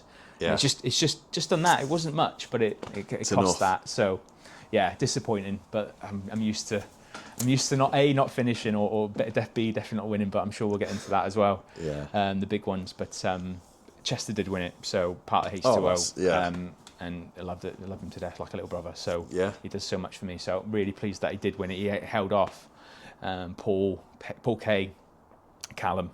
Yeah. And then last couple of laps, and it was a cracking race. It is on YouTube actually. It was a really, really good race. But disappointed. A long drive home when you don't finish that last race. It's a long drive home from Cowley to Paul's, and it's a long drive home from Paul's back to me on my own. But actually, we're talking about the races that we haven't done. From Paul's house to Cowley is closer than Paul's to Mildenhall. Oh, really? Yeah, it's 8 mile different or something. Right. So you'd rather go to Cowley, happily do Cowley over Mildo. Yeah. So that's the difference. So it's a long way for a lot of people, but it's not as long for him as he's we do all the Mildos sort of pre-COVID and things, and it's a long way. It is. It's dedication, isn't it? Again. It is, yeah. So 2012 ended unbelievably well. Won them championships. Got into 2013. 2012 finished third in the gold. Chev won that. Passy finished second. I finished third, and I was flat out the whole way around. But it was fine. Yeah. Never close to winning the race. I started second row inside, so I must have done okay that year to be up. To be up there. Yeah. Yeah. But was never quick enough. Just finished third. I think AJ finished fourth. Yes. But it was quite big gaps. It was quite a dark race. Yeah. Fair play to Chev, who won the points again that year as well as the gold. That was the first iteration of a podium. Yeah, that's where it began. That's where it began. A major race, which was super proud. And I finished. I won the heat because it was split heats that night. I won the first heat, and finished second the final. So it was a good productive night. Yeah, and Paul wasn't there. It was Blue that had taken me. Paul hadn't been well. I think it was his back that time. So it was me and Blue had went. Yeah. And the I factor, just going back to that I factor, Paul still wasn't feeling great, so Blue took me and him. And in Heat 2, my mate had came to watch actually, someone not from racing, and got in for Heat 2 and she wouldn't start, and everyone had gone. Like Blue had got, no one was there. Literally everyone was down there. So you couldn't. So I didn't get out for Heat 2.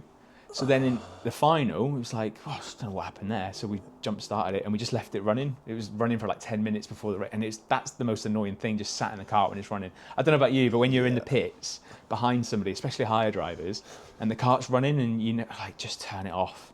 Yeah, it's just annoying. And they leave it on. It's just, but I get it because I've been there. Yeah. I get it. So it was just didn't do Heat 2 and then we come out and won the final. So that made sort of the end of 2012 really, really good.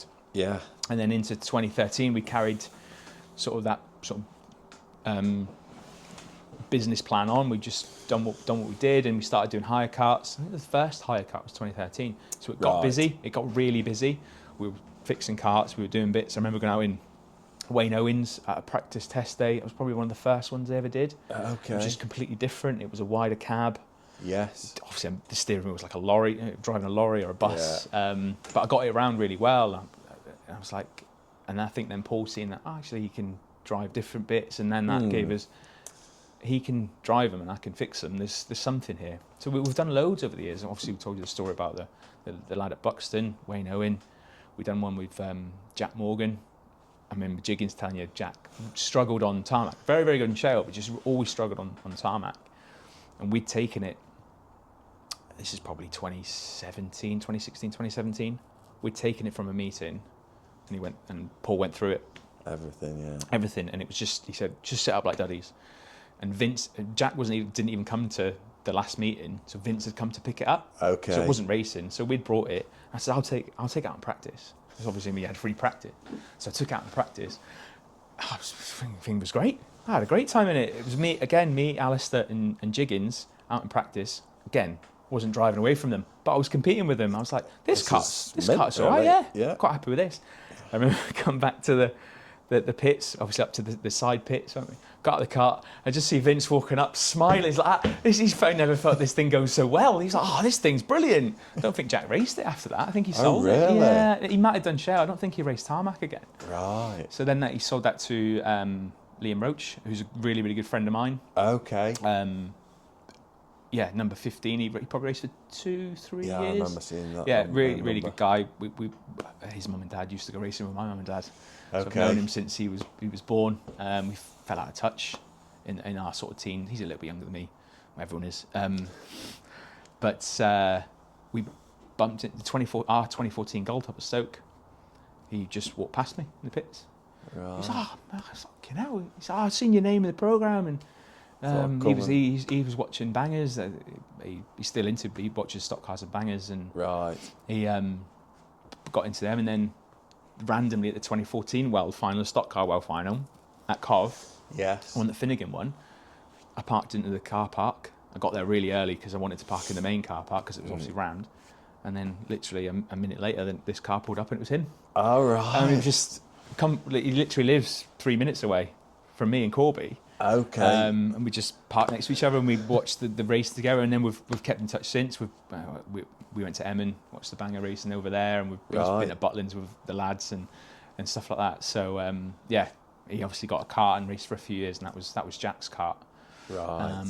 I'm sure that was 2017. Yeah, because he done 2018, 2019. And he might have done the year after COVID, I think, as well. So, okay. Yeah. Then he sold up and stuff. So I keep trying to nibble him to come back, just because he loves. He raced V8s for a little bit before, and just a really good guy. And yeah, I just think you could, but yeah. I know it's that thing again, isn't it? If you just have another little go, the bug comes back, doesn't it? But he was always more of a shale man, and obviously this year there's one shale meeting, so that does put him off. He did prefer the shale, and he never obviously raced the shale tyre, so it's a bit different. Yeah, of course. So. Yeah, 2013 carried on into the seasons, won a couple of races, but nothing really to write home about. Finished third in the British at Skeg. Of course. So there's a famous video, but Kelvin had an in-car camera. Oh, this, yeah. I know Do you see there? I know what you mean. It's green coming out of 4. And like you see it on the video, and Carl was in front of him and a couple of others, and all you see is just Martin Dawson just turn left, and he just bounces straight off the infield tyres, pirouettes round, and it's just chaos. But obviously I know it because it was me, but in front, I'd started 6th row outside or 5th row outside, but I was on the outside. And this chaos had happened, and then this other chaos had happened. Just the parting of the Red Sea. I've just driven through this massive gap, like the M6. And I took the lead. I went from like 11th to 1st on the first corner. That'll do.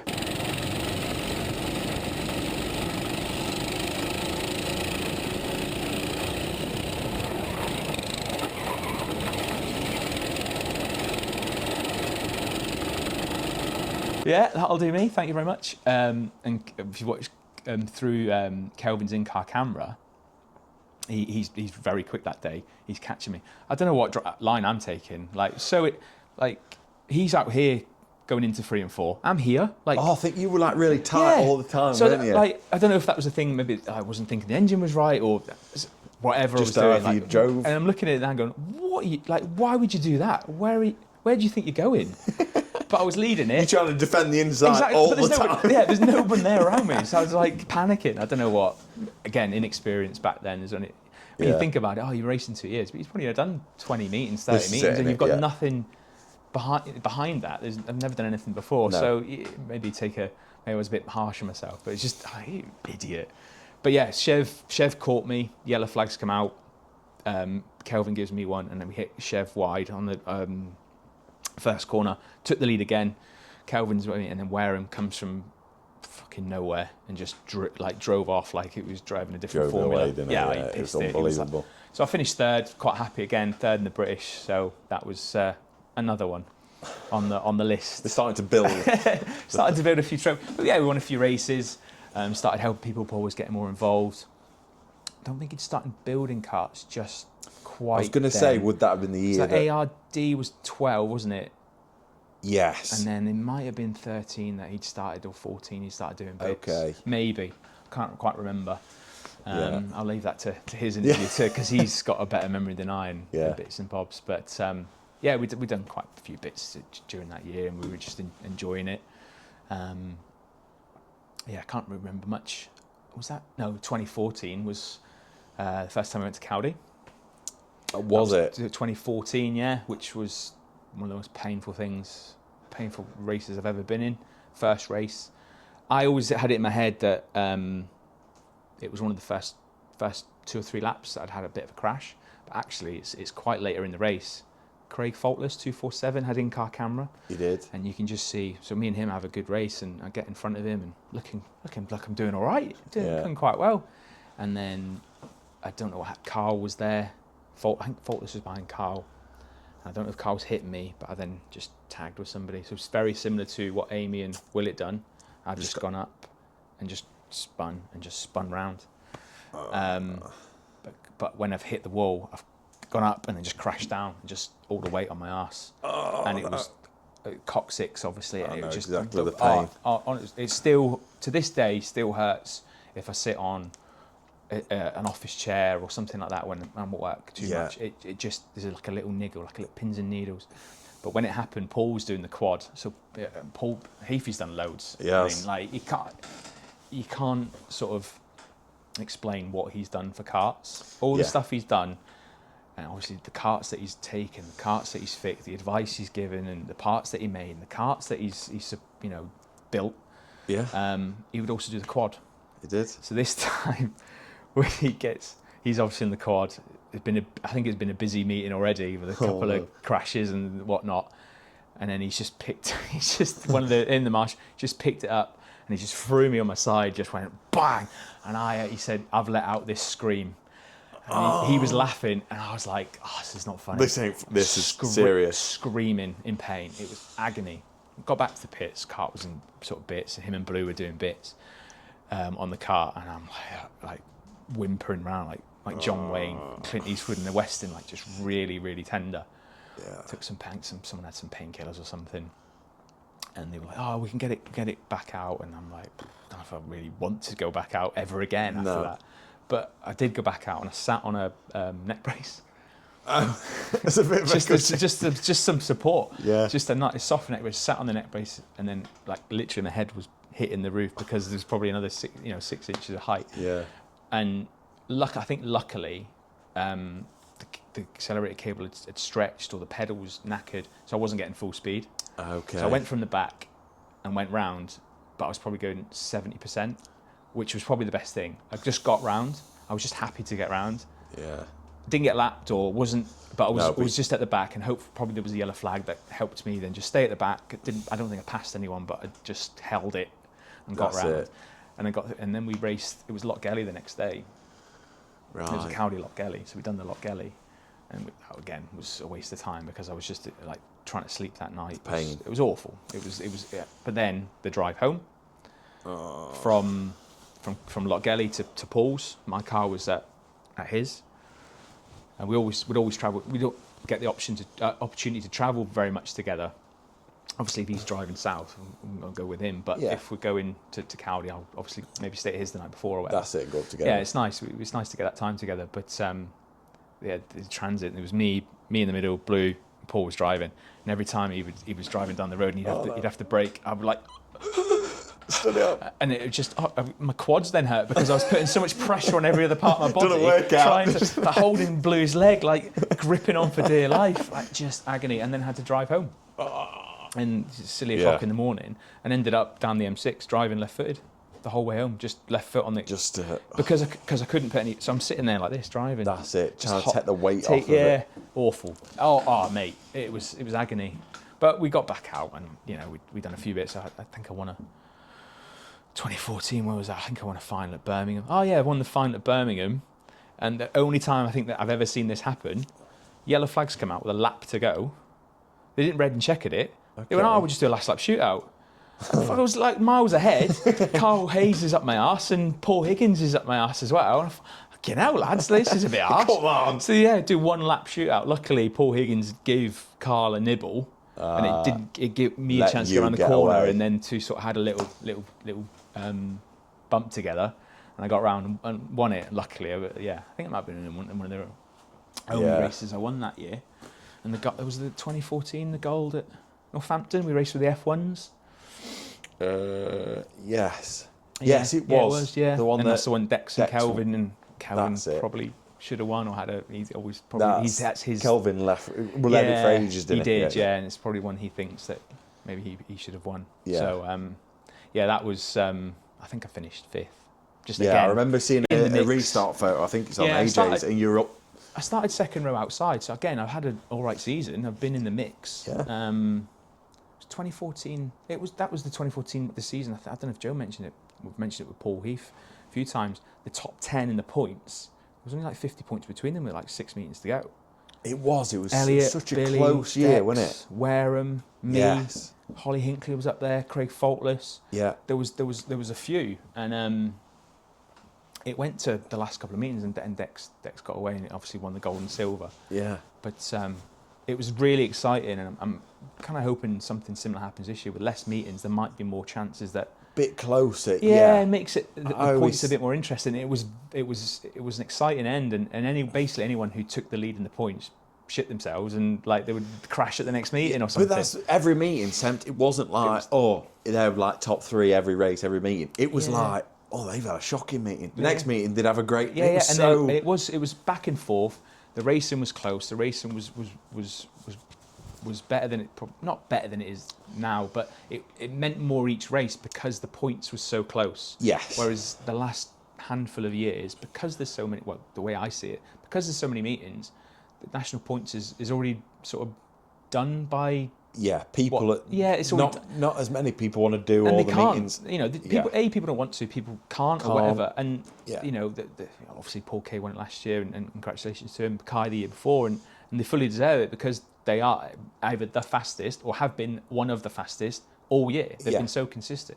But having 29, 30, 31, 32 meetings, like you are then limiting probably to 1 to 2 to maybe 3 people to go for it. Yes. So I'm hoping what's happened this winter and this season, if there's 18 or 19 meetings, it might just give a handful more people go, actually, you know what, we might have a go at this. This is it. Won't be me, because I'm not fucking doing that many, but other people might. Like, it might just, like Liam does a lot of them. He does. Amy does a lot of them. Freddie does them all. Paul K obviously has done pretty much all of them last year. Callum, you know, there's 5 or 8. Lloydie, on their day they can be good, and if you get consistent points, and it changes the race and it changes the way you race. And AJ mentioned it when he was only racing for fun. I should apologise to him because I absolutely nailed him at Hensford. I didn't realise he wasn't. He said he just raced. You're having flashbacks to 13, 15, AJ. Yeah, it was fucking 4th. So I mean, it was for nothing, but like I'll give him a big one. But and he said because he wasn't expecting it, it probably felt. We say the karts it can rattle you. Oh, yeah. You know, if you're not as fast as the one behind you and they go in full pelt, it can hurt. You're not expecting it. What is going on? Yeah. Your head's bouncing around and your foot flies off the pedal. You're trying to figure out the chain's still on and what. But that 2014 year was good, and hopefully this season coming will be something like that. I really hope that. And I think it will, because if you look, you know. I was looking at the grades and people that have come in, like Connor Davison, done really, really well at the end of last season. Very, very fast. Graham Willett's gone down to yellow, has been a red. Mm. If they get off to a good start in the year, they, the double bucks and double skeg, they pick up a handful of points and they're in the top 3. Confidence and a boost. Confidence. It might just encourage them. Like Callum last year started at Blue, won a load of races, and then he jumped to Superstar. It's like he's been there for 10 years. Yeah. exactly. And he was in it till the last couple of meetings, and Yeah. what happened at the end there, and he couldn't do that last one or two after his he had his ankle, didn't he? after his attempts at Buxton, which I've seen him at Jessica's 21st, and we sort of laughed about it, but all these people that have got a chance of doing it. It could be very close. And I hope it is, and I hope what's happened in the winter and losing, and the way the fixtures have gone, and losing tracks, and the way it's happened, which has left a bit of a sour taste in my mouth. I don't know about others, and I wouldn't put words in their mouth, but we've been so loyal to them tracks for 15 years. Yes, they gave us a chance at the start, or gave Ian a chance at the start by doing it, but to be dropped, and I don't know the reasons, and I don't know if there's been any confirmation of the reasons why, and if that's business or whatever, I get that, but just to be dropped in the way we are, and it's very disappointing. I think that's the thing. It's that we haven't really been given an explanation. No. But as Laf said before, becoming an adult, you start to look at it from a business point of view. Of course. And you see, I can understand. And meetings last year, the I factors that were 9-10 hours long. Yeah. And there's a reason why you don't. I'm not doing an Northampton with 8-9 formula. It's mental. I'm not. So, and drivers, you did start to think. I mean, if you got damage in races, you were grateful for the time. Yeah. But at the same time, it did drag. But they were probably the only meetings that, it took all the formulas that were like us on. Yeah. But, and I suppose, they've been, sorry to jump in there, but they've been doing the I factors in an iteration for 15 years. They must have been making some money. They must have been doing something right to continue to do them. But what's changed this year? Obviously, Dean Wood has become the Aldershot FC chairman. Has that made an impact? Is the fact that Northampton has the Formula 1 World Final, the F2 World Final, and the Saloon World Final this year, has that had an impact on the budgets because they'll earn more money from that? Maybe that's got nothing to do with it. But I'm thinking from like a fan perspective and a driver perspective. Yeah. We're not expecting those kind of meetings on with Formula 1s, but one Hennisford or one... Every so often. Yeah. That's all it needs. Yeah. But we've done so much, and we're regularly like the highest kart count or number count for any form you watch. And over the amount of years the amount that we've done, and the grassroots, and what we do as karts and bring drivers through, and that's not just for Speed with an Inca race. That's for ORCI formulas in general. Look at all the names that have been mentioned. That now race F2s, F1s, V8s. Exactly. They've started in karts. They've started or been through karts. Those little formulas. Yeah, you need them. So, we've got Buxton, Skeg, and it's a hard one. It's very hard, and it's just obviously that's come off the back of what's happened with Bradford, which is so disappointing because some of the races at Bradford have been class. The only time I've ever swore about your dad was the first time I raced. I didn't say anything to him. It wasn't meant, but the first. So we didn't. There was one. I think there was one meeting there in 23. We didn't race. Okay. Yeah. And then 24. There was the first weekend of the year was the May bank holiday. It was the Saturday Sunday. Double header. It was a double header. So Paul said we'll do the Saturday because the qualifier, and then we won't do the Sunday. Of course. Get there. Ian's like, tomorrow's the qualifier. Hang on, dickhead. Yeah. What were you on about? He's like, we changed it. What are you on about? He changed it. Like, so it was already in a bad mood. No. But we'll get into the 24 gold top, but it actually probably helped me because the points I gained at that meeting, I'd have probably ended up in the 5th row behind Freya or in that gap, and had been stacked in that first corner. In that big pile-up. Whereas I ended up starting on the 9th row and got through it. Okay. So that you got annoyed at that time. Everything but then happens for a reason. Exactly. I have to keep telling myself that. Yeah. Every time I don't win a race. But that first Bradford, I had no idea what to think. It was obviously everyone's saying it's just like Cowley on Shale. It's flat out. And that 3 and 4 is flat out, and it's class. Like you can do it on your own. You don't have to be in a race. You're just going on your own and going hard into that corner. Oh, yeah. And when it just grips and just. Just come out that sweeping. It's like scale electric. It just doesn't move off that sort of that line. So we went out for the first heat at Bradford. I think I was from Red, and Kai Pally was rapid. Portman was not quick, and Max K. There was a few. I think Kai won the first one, but I was in the mix, and I ended up finishing 3rd. Loved it, and I came off. And obviously, you had to get pull back up and all that kind of stuff. Yeah. We get it back off, and Paul said he'd never seen me smile so wide. He went, "Oh, that's fucking brilliant. This is like, why have we not raced it before? This is amazing." Yeah. So we would never miss a Bradford after that. Obviously, we didn't do the Sunday because that was the plan at the time. Yeah. But the next ones, 100% we were there. And then even the one last year, the week before the Gold Top, we might not do it.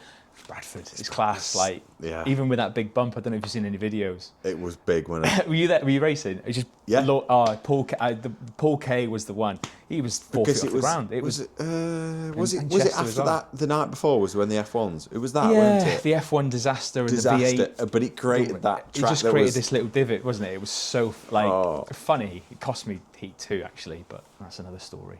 Yeah, because I remember, I think I was in a battle with Freddie and everything, and then I think I remember coming around and you were just in slot. Yes, so Heat 1, Chev won it, had a great race with Chev, and it was like ice, wasn't it? Yes. And Lloydie span himself. There was like a bit of a line where... There was, but have you seen the video where Lloydie spins himself, or did he mention it? I don't think I've seen the video, no. Yeah, it was on the 24... Yeah, I bet he didn't. 24/7 were there, weren't they? Over the weekend, of course. online, so... they'd watched it, and Lloyd had texted me and said, "Fucking span up the first corner," and you see it on the video, like superstar, experienced driver. As soon as it went green, he's just like that. And it was a cracking race. Me, Chev, Chester. Chester was actually quicker, and he's like, "I didn't want to hit you. I didn't want to fuck it up for both of us. Yeah, so you should be pushing me into Chev." But it was finished second. He finished third, and Chev won it. It was a really, really good race. Heat 2 had dried out a bit, and there was a bit more grip. Yeah, and I got up to second, and Mark Bishop, the white top, he was leading, and he had probably a decent-ish lead, probably a good 6-7 kart lengths on me. So I'm thinking, right, I'm gonna have to sort of put it in, and as I'm thinking, right, I'm gonna have to catch him here. The yellows come out, and I thought, and I knew what was going to happen, because that big bump, you're thinking, well, you don't want to go over the bump. No. But you don't want to go if out. If you go out to avoid the bump, you're going to get shafted because you're going to be out of the way. So I'm just like, right, we'll just have to hold on. And he went over it. I went over it, revving off, and I'm thinking, I can't turn here because I'll end up getting caught on that straight. So right, I'm just going to hold in line, and as soon as I get to the corner, I'm just going to turn it right, and I just got to turn. And I just sat, and it didn't even hit the fence because the mud was that much. Sat in the slot. Like that. Waited, and Chester was going well, and then something happened. He didn't. I think Dobbo won that one. I think, or Daz Hill. Daz Hill. Daz Hill, yeah. So there'd been a bit of ding dong, but it was in the mix in that one, and it was quite funny. I forgot what we were talking about. To Bradford, we've got sidetracked. We'll go on there. But yeah, Bradford loved it, and it's disappointing that the Formula Ones and none of us are there. So hopefully we can support your stocks, and B, support Scunthorpe, and hopefully we'll get more. Definitely. You've seen F2 have got a Grimley this year. Have they? They got a fixture at Grimley. Really? So no, I've not seen that. So there's a difference in non-ORCI and ORC track. There must be an ORCI promoter maybe promoting from Grimley for just one meeting. Yes, it's fine if it's a promoter doing the meeting. And maybe there's something that can be done for that. And maybe get some meetings somewhere else. Yeah. I'm not thinking Grimley, but maybe one or two more at Scunthorpe and get a few more show meetings. Yeah. And not saying like fuck off Inca Race or Speedwith, but know that you can be okay without them. Yeah, I think you've said before, you've got to sort of look after yourself, and that's again. But it's different for Ian, isn't it? Because it's his business. Whereas Inca Race and Speedway, and then any promoter, any track, Buxton or Skeg, whatever, they have their own domestic formulas, don't they? We're not that, so we're always going to have to look after ourselves and things like that. So hopefully that we continue with the ORCI, and it's great, but that you can maybe do some meetings at because non-ORCI tracks, because like the F1 Heritage, they race at non-ORCI tracks, but they were on that they were supposed to be on that night with the Formula Ones. With the Formula Ones, that Bradford. That wet one. So there's things that you can hopefully do, and then they can come to some sort of arrangement. The increased speed of things doesn't really affect, doesn't affect me and Paul really. Never go to Aldershot. We've done one, never go again. Yeah, we aren't sort of. Fuck that. Never go to Ipswich. Not interested. Like, so far for Paul. Yeah, it's a big journey. I can imagine for you, for Paul. Yeah, not fussed enough to go. So Northampton, it's 25 minutes for me. Yeah. Like, not doing the 8-9 Formula meetings. We'll get into the British that you won. I'm sorry, I love Northampton. It's one I did. Mate, I've won finals there. I won finals on tarmac and on share. I finished second in the British there in 21. Was always like decent. Yeah. And whatever the track was, you would sort of cater to it, and you adapt get round to it, adapt, and you get round. And always enjoyed it, but it just the fucking around it. And I can't be bothered with this. I'm too old. Like, I probably come across as a really grumpy old man because I am. I'm 41 now. When I started, I was a bit bright-eyed, bushy-tailed, and now I just hurt and I'm old and just antisocial a little bit. So we like to moan, don't just we? moan, point at the clouds and moan. But yeah, so the Inca Race Speedworth sort of not. It hasn't impacted what we would do anyway. We'd do the Hens. We didn't do everyone, but that's one of like Paul's local tracks. It's an hour and 40 minutes, but and I always done well with it. Obviously won the final there last year, so we're always in the mix. But I think it's a hard one. It's the way I look at it is surely maybe even if they took tracks off us in a way, but could they have just kept us one? Say exactly. Right, and that still might happen. We're cutting back, but you can have a Hennisford. Yeah, there must be a reason for it. They're probably going to. Again, you're putting words in people's mouths or trying to second guess what they're doing, but they have to look after their own formulas. They've got bangers, they've got saloons, they've got the world final. They're going to have to give them more meetings ready for that. Yeah, that kind of thing. F2s and stuff. And maybe we just didn't make the cut, and it is what it is. It might be one of them things that's like, right, let's try a year, see what works out. With getting rid of just budgets things. And what's this and is it worth doing them? Exactly. We're not making much out of these I factors. Yeah. But does that impact in future circumstances? Drivers going into other formulas, and is that impacted? And is that somewhere with the ORCI and or that kind of get involved? And they might turn around and say, look, it's not going to work. That we're going to have to keep do this, that, or the other. Or from a business point of view, you go, it's fair play. Yeah, it's understandable. It just feels as a driver. It's just so disappointing the way it came out. Yeah. But from a selfish perspective, it won't really impact what we do. I mean, it's gone from 32 meetings to possibly between 18 and 20. 19, 20, whatever it is. But we'll only do, I think the last 3 years, well, 23 was a bit different, but 24, 25, I think I've done 10 and 11 and 12. Right. So that's like 40% of the fixture list. Whereas this year, if I do 12, it's going to be 66%. Yeah. So even if we're going to do more of the meetings, regardless, even if we don't do more than the year, we might do. Will it be one of them, then? Because I always know your average is always, so when you do good meetings, you're up there in the points. If you got to the point this year where you would do it, you did, 10 meetings, and you were like, would you say, Paul, let's make a plan? Yeah, I don't know. I just don't think like that really anymore. No, it's hard. It just crops up in my mind that we've done all that before. So obviously we were doing the carts and building carts and hire carts and helping people. It was busy and it's stressful. And the only time we didn't even go for the points, but in 2015 we were close to the points. We didn't do every meeting. I don't think any year I've done every meeting. Okay. There's always been one or two for various reasons. Yeah. Simon Gamble borrowed my cart at 2013 at Birmingham because I wasn't racing year 103. That ended up, I think that was maybe one of the reasons why he ended up buying one. And he came with us for a little bit, and that didn't quite work out for various reasons. But I don't think there's been ever a year, even the 2015 when I finished second in the points, and I don't think I was that close really at the end. Maybe the last 3 or 4. Right. I didn't do the British at Milnall. I went to watch ACDC. Okay. And then after that, after 15, that was like, it was really stressful. I remember there was I think it was the Buxton where I won the Grand Prix. Like it was just so busy, stressful. Paul had started doing other bits. Remember the little mini monster trucks? He got involved in doing some bits there, and it was just full on. And like there wasn't fun. And what AJ said was so true. You're not worrying about the race. You're worrying about where one other person finishes. In the 2015 Gold Top meeting, we had 2 heats, a Consy and a final. Don't know if you remember that.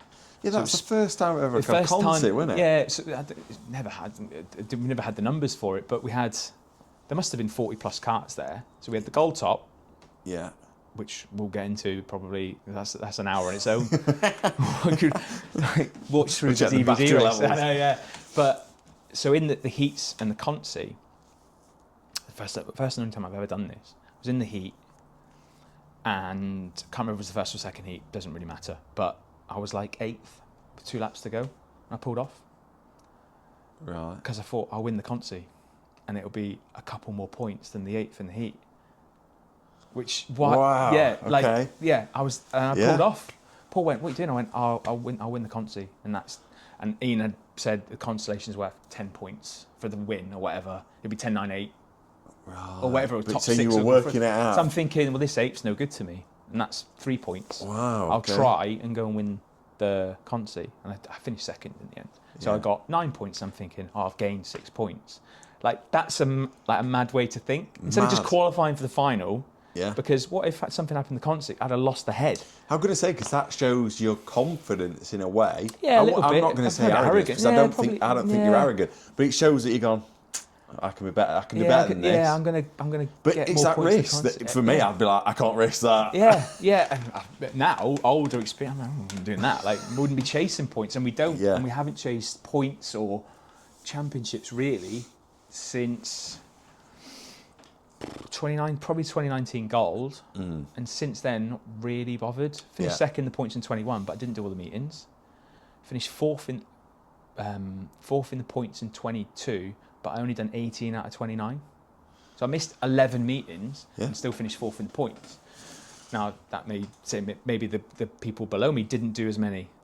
You know, I know the top 3, Danny, Carl and Liam Powell, finished top 3. They finished top 3 in the points and they finished top 3 in the gold as well. I finished fourth in the gold that year. Yeah, they did. But it was never an intention. We never chased 23, obviously. And it's just not, just go out, that one race, wherever it is I'm going to go win, or we're going to try and win that race. Doesn't matter who's doing what. It's a good mindset to have. Yeah, and it's more relaxed. Yeah, and maybe that's why I've probably been more successful in the last 3 or 4 years, because I'm not thinking about anything else. It's just like, I'm going to win this race. Go and enjoy it. If I don't win it, I'm fucked off. Or if I haven't got an opportunity to win it, or something has caused me not to be near the front to win it, I'll be a bit annoyed, and I do have a bit of a sour face at times, but that's just how I am. You're competitive and you want to win, and you go and not thinking, I've got a 5th there. That's fine. I've got an extra few points on my average. It doesn't matter. Like, I'm just there to try and win a race. Yeah. And I think it's just a nice mindset to have. So, yeah, completely different. We've gone off on sort of tangents there about fixtures. But yeah, back to sort of, I missed loads of bits out. But 14, the end of 14 was obviously the Northampton gold top, finished 5th in the points, whatever. And I had been out in Wayne Owens. I'd been out in a few other different cars. I think I'd borrowed the hire car at one point for a meeting and done okay. And Paul was like, we'll get you new. I was like, no, I'm all right in this. And mine was the old style, and it was, your arms were tucked in and the cab was tight, and I probably wouldn't fit in it now. My fat ass and how I got bigger through the years. You've seen some photos. You could tell how my social life was going depending on the photos. So it's 2011, 2012, you've got very skinny, like stress levels and stuff going on. Yeah. And then sort of 13, 14, not too bad. And then after sort of 15. Chilled out, enjoying himself. Yeah. These guys enjoying themselves. Like, bought and paid for. 15, 16, maybe into 17. And then sort of, I'd have a bit of a drastic get back under control. But there was 2 or 3 years, it was like, I was a big old boy. I got up to like nearly 17 stone. Really? Yeah. Like, didn't play football, didn't do anything. Play football. I just did no exercise. I'm just out on the sesh like all the time. There's so many like stories that I'd love to get into, but I can imagine some you probably won't want to tell. But there are some. I think we'll have to delve into a few. Maybe we'll get into a few. Obviously, with Jiggy and Jack and Wassy and that crew, and they were obviously they are a lot younger than me, but they were It felt a lot younger than me then. They were 18, 19, 20, 21, 22, 23. Yeah. That group, and I was 29. But I'd been in a sort of long-term relationship, come out of that. Brings back your younger. You feel I never had that. So I never through Stockcars. Obviously, when I was 18, I was going out with my mates and work and stuff like that. But I wasn't really into Stockcars then. Okay. So we had a bit of a gap. So been Stockcars all my life. Right. Born in like late '84. Mum says the first meeting I ever went to was Bellevue. So I don't know if you'd go on Brisket F1 Stox, like that website. Have you ever been on it? Yeah. I met him on it like daily, weekly, like during work. Who's this driver? Or watching a YouTube video. I don't remember him. And it's literally a tab that's open on my laptop quite a lot. Right. You're looking at race meetings. Anyway, there was a Bellevue in April in 1985. So Mum says that. My memory's not the best at times, but she remembers that. So we'll go with that. Bellevue 1985 was my first meeting. Okay. And we went pretty much every weekend. Mum and Dad loved it. Their first meeting, I think Mum said, Dad had seen an advert at the local shops for the Coventry World Final, like 50 mile away. But interesting. Yeah, what's this? We'll have a look at that. Okay. And it was Cov World Final. So that would have been, I think, 77. I think Cov World Final was 77. I used to be able to. I'm going to say I can do a lot, but probably that's a bit too far. I could rattle off. When you drinking games and stuff with Jiggy and Bill and all that, we do stuff like this. It'd be like, who won the World Final? 1978. I don't know. But 70, I think it was 77 World Final. I think Dave Chisholm won it. It was one of his 3 in a row. 3 in a row. And it'd be a bit Stockcar virgin, but he was the first. I think he was the first one to win F1 and F2 World Finals. Okay. Yeah, bit of trivia there for you. Yeah, there we go. That one. Good fact. There's not many that have done it. No. Yeah. But he was the first. I'm sure he was the first. Right. I might be wrong. If it is wrong, don't be putting it up on the video. Don't be putting up on the video saying he was wrong, fucking clown. Either. So we went through. Yeah. So I remember the World Final. Vague memories of the 1990 World Final at Bradford when Finnegan won it. Bert Finnegan. Yeah. Him and Avon Lundy. I remember sort of cheering on. Dad wasn't a big fan of Lundy. He was more Frank and Folden and people like that. And so you follow in. I just never followed Lundy. He was always the best, wasn't he? So we followed sort of maybe a little bit more lesser the guys at the time. And Finnegan won that race, which was a cracker. But my first proper memory is the 93 World Final. So my favourite driver was Peter Folden. 33 is like a number that I use, like roulette, 33 every 33. Time. 100%. 4, 24, 33. They're the 3 go-to, and 0. Or 00 if you're in Vegas. But they're the numbers, but 33 was favourite. And I've watched it not long ago. There's a YouTube video channel. It's like Bingo de Roy or Deru or something like that. I don't know if you've seen it. No, I think it's a Dutch fella, but there's loads of videos on there. But it's like the VHS, like full video. I think I might have seen it. So there's 93, like full 93 World Final, full 96. There's quite a few. There's quite a few, and the whole event. Took it from the VHS. I think it's from the whole VHS. I've watched quite a few, and it's class. Like I've watched loads of them. Yeah. But then there's a few Dutch bits on there as well. So I think it's a Dutch fella. There's not like loads of views, so it's not quite prominent. Right. I don't know. Okay. Must have been on a few years, and it gets forgotten about. But in the depths. Maybe it's the description or the algorithm or whatever. But I found them all anyway. 93 World Final was the first one I remember. As a 7, 8-year-old, and my mum and dad let me go to the front at Cov on the back straight. So they used to sit at the back. They used to sit with some family friends and people did meet. And I was like, I wanted to see it. So and there was like a metal railing, like because there was the Greyhound track. There was. And I was just like that. And there was a guy, like people next to me. And I just sat and watched like that. And I remember it. And I don't know why. Then this is a bit of an old man rant, so I'm gonna go into it though with Formula Ones. Like back then, the '93 World Final, like the cars were gleaming. There's a really nice picture on the Bristol F1 Stox of like the inside, like from the inside, where they're all lined up, and whatever it is with the floodlights or the camera, and they're just shining, like Folding, Lundy's, Ian Platts. I know what you mean. It's just it's beautiful. Like the perfect photo. It's just it's class, and it's under floodlights. It's in darkness. It's under floodlights. That's how racing should be on a Saturday night. Yeah. But when you I don't know how many World Finals have you been to any recently. The last one at Northampton started like 5:30. I know what you're going to say. And they were doing fireworks before the meeting started. You couldn't see them because it's like daylight, and it's just. I don't know when that changed. To be fair, It depends the track. It's curfews and other formulas and so many so back then. Again, old man rant. Back then, it was 3 heats, Consi, final, national. That's it. Yeah. World Final was Heat 3. Top 10, winner doesn't get any to race the rest of the meeting. 2nd to 11th, top 10, go into the final. Everyone else is in that Consi. Yeah. There's not 2 Consis or anything like that. No, That's what's happening now. Yeah. They have 2 Consis. I remember with Cov 20, at the 14 or 16, there was like 110 cars. It was like 6 heats. It went on for about a year. Yeah. Yeah, just get to the World Final. That's what we're here for. That's what we're paying for. But it just doesn't have the same effect. It just doesn't feel like it has the same effect. That might just be me. No one else might agree with me on that or care. But it just. I remember Saturday night World Finals, like 93, 94, 96. They always seem to be dark, pitch black. It just 8 o'clock, 8:30 was the race time, and I don't know if that's planned, and I don't know if it's a struggle for them to plan that now because they've got so many races to get in after, especially Northampton. I think they've got a curfew because of the village not far away. I don't know if it's 10 or 10:30, but it does then make it tight. Yeah. I mean, look at what happened at Kings Lynn in 2015 when Rob won it, but Dylan went in. And Yeah, and he was like an hour delayed. Dragged. Yeah. Funny story. I'll say that 2015 World Final. Dylan goes in. There was a massive delay before the race. It seemed to take ages to get the race started. There was like an hour between the end of the heat and the start of the World Final. Just getting out, like, this is fucking hurry up. What's going on? And then what happened to Dylan, like, obviously was horrific. And on his Tebs interview, it's like mentions it's horrible. Yeah. And you wouldn't wish that on anyone.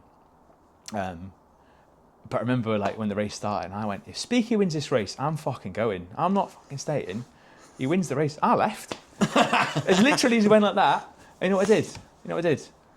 Got in my Fiat Punto at Kings Lynn and drove straight to Barford because we were racing the next day.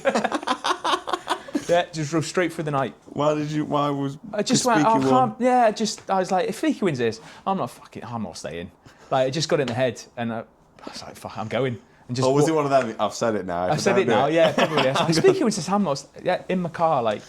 And it was not quite late, but it was still probably 10 o'clock. And like Barford from Kings Lynn is 200 and something mile. So it's like in my Fiat Punto back then, and just anyone that knows me from back then, the Fiat Punto put some miles in. Did it? I'd done it 2014, so that's when I started getting fatter and enjoying my social. I went out on the Thursday, out on the Friday, locally, hanging on the Saturday, drove to Skeg, because it was the V8 Wild, and I think it was a shootout round, so it was like maybe early October time. So drove to Skeg, obviously few people there, still people there. Stayed in my mate's caravan, but in his awning, because he wasn't from racing. I just knew him. Right? Okay. I said, "Oh mate, do you mind if I?" He says, "Yeah, we'll put this bare bed up in the awning." So I've just like got back to his at like 11 o'clock at night, just slept in the awning, like set my alarm, got up at 6 and drove to Barford from Skeg to race. Then on the way home, he fell asleep at the wheel. Like had to stop at Weatherby Services. Had like 2 hours. I was just done in. Like things you would do when you could. Yeah. I couldn't even think of doing one night out and then drive into Skeg to watch. Never mind. I know I'm not going to be there for that. No, this is why when we race now, it's completely different. Like I'm not going near, and I couldn't. My body just wouldn't. But that weekend was carnage, and then that moved into the 2015. But yeah, done it in 2015 as well. The F1 World Final, and then drove to Barford. Wow. But that one was quite good because I did win 3 out of 4 that day at Barford. So it's like sort of worth it. That was worth it. The one before this wasn't. Is why. The one before wasn't, but that one was. Had a good time at Barford. I did enjoy the track, so that was funny. But yeah, just a bit of rant about F1 World Finals. But no, I know what you mean. I've always kind of thought in my head, but the first person that probably I could have the conversation with, anyone else would be like, what? Yeah, no, yeah. Because I remember, I think it was 2010 was Andy Smith won it in the dark, Coventry. Yeah. But then 11, when Paul won it, it was like, he finished, he's on roof, and it's still like sunlight, and I'm like, it don't feel right. It just didn't quite have the same. That's for people like us who... Yeah, to whinge about. Yeah, but it's just something special about it. It's like the novelty of it. It is, yeah. So that was my first proper memory, and I've rewatched the whole meeting and folding. Like Lundy goes for folding quite early on in the race, and they both go wide, and then Lundy clips the fence and just gets hooked in because it was post and wire back then. Yeah. And I remember like going mad, I was like, yeah, cheering like a little 7-year-old, buzzing for it. Used to have a Peter Folding model, and I can't find it, and I'm gutted. It was like similar to that, but way bigger. Yeah, someone, I don't know who built it, and it was a Christmas present. And I took it to a meeting, and he signed it. Yeah. So that would have been the end of this is proper Stockcar version. So at the end of '92, because he won the long track. So it was gold stripes for the long track, but the red roof with the proper shell wing. And I got him. We had a red pen, and he signed it in the gold. Oh, it was class. Yeah, and I don't know where it is. That's the gutting moment. Yeah, that's the gutting thing. It's stupid. Like stuff. Like we'll talk about the trophies, but like this isn't all of them. Not being big-headed, but. Some that I can't find, some I gave away. It was a next door neighbour used to do dominoes, so I gave like the smaller ones. Like I could take them off. And give. He probably took 10 or 15 of them. There's still some in the house, some in the attic that I couldn't get to. Couldn't find the DVDs, so I couldn't remember. I can remember some. I found some DVDs, but the 2011, 2012, 2013, I can't find them. So I'm like, there'll be somewhere one day when it's. I'll find it and I'll rewatch them again, but.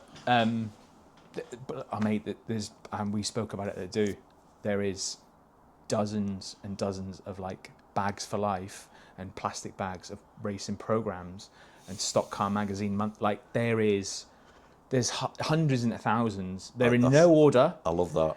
I need to get all them down and get them all out and dated. Oh. And stuff like that. I need to get them all out. The and thing put them I'd in enjoy the most is ordering them. I'd be like, I'll come and order them with you. We'll that'd be a separate my nerd podcast. we'll do it. We'll do it, yeah, cash in the attic style. We could do it at your place. This thing's What's carnage. in the loft? Yeah, what's in the loft? And it would just, there's all these stock car magazines. And I don't think we've ever thrown anything away. Like my mum. Yeah, so there's loads in there. And hopefully we can find it. But yeah, going to stock cars was all I knew. That's all we did. Yeah. We had a caravan. We left that. We ended up leaving that at Skeg, so we'd go, quite a lot of the Skeg meetings, and we'd stay near the track. We used to stay in a little campsite just outside near Boston, so it was in between. Okay. Dad was a bit older, so Dad didn't have me until he was 43. Oh right. Okay. So, and I'm only child, so I'm 41 now. Yeah. I can't imagine 2 years now having a child. Like, blows my mind that he was the age he was. I know things were different back then and stuff like that, but my mum was a bit younger. She was in her 30s. But yeah, so I'd seen him as I grew up with him as a much older man instead of like, in his 20s and 30s. And yeah. So things like that. But we done loads of meetings. We went everywhere. Went to Barlow 3 times. Which was class. Like, I bet that was good. We took the caravan, drove over there, and we stayed for a couple of days in Barlow. Then we'd sort of move around, and there's no sat navs back then. No. It was just on a map. Me and him and Mum trying to figure out. Fair play to do that and drive on the other side of the road with the caravan. And the rules are a bit different back then. I remember we got to Barlow the night before, or the day before the meeting, the race. Yeah. And I had a bike. I just rode the bike around Barlow. The track's mad. I was doing that a week. When I got right. Where's Andrew? I was He's always fucking over there, but you see her like over in the mirror, like in that corner. I was fucked. Just like, and you could do that. You could just go on the track, and it was class. And even after, I can't remember who won. I can't remember who won the one of the years, but like they let us on track. Like we were in the middle of the track when they were celebrating. Really? Yeah. That's the good. They're the good and memories. Just standing there watching with like my dad and people that we knew. There was obviously quite a lot of Brits, and it's like, this is like you'd never get close to that now. We were so lucky, but you didn't know anyone else. I didn't know anyone from racing. So, like I didn't know a driver, or people. I got to know kids at the racing, but I didn't have the upbringing of knowing what racing really was about, like Joe and stuff like that. Like they grew up in it, so involved already. Yeah, and so it's a different mindset. Those drivers to me were rock stars. They were footballers. They were gods. These guys done it, and you hear the stories. And they're just normal guys, but you didn't know that because there was such as a kid, you don't look that way, do you? No, you don't. And even now, to a point, I'm thinking even. My 20s when I started going back, I didn't know really anyone, and now we know. Obviously, we know a lot of drivers, and you hear things and gossip and rumours and who's got this car and who's doing this or who's fucking who or whatever and all that kind of stuff. And it's lost that innocence that you had when you obviously everything does, but there was a real separation. So for me, now racing, it's the dream. Like exactly. I think both Jiggy and AJ said, this is my F1. Like, this is it. This is what I'm meant to do. And it's class. Like, if I was, trying to tell the 8-year-old me what we're doing, I'd win a race at Bradford in front of an F1 crowd. Exactly. You'd have gone, what? Dreams. Well, if class. I can, This is the best thing ever. Yeah. We did have a go with mass cars and a bit like that, but I've never ever raced or been in anything else. I've never sat in a V8. I've never sat in an F1. Never sat in a F2. Never even, So I don't think all the people apart from but like I say, F1s I've never. Yeah.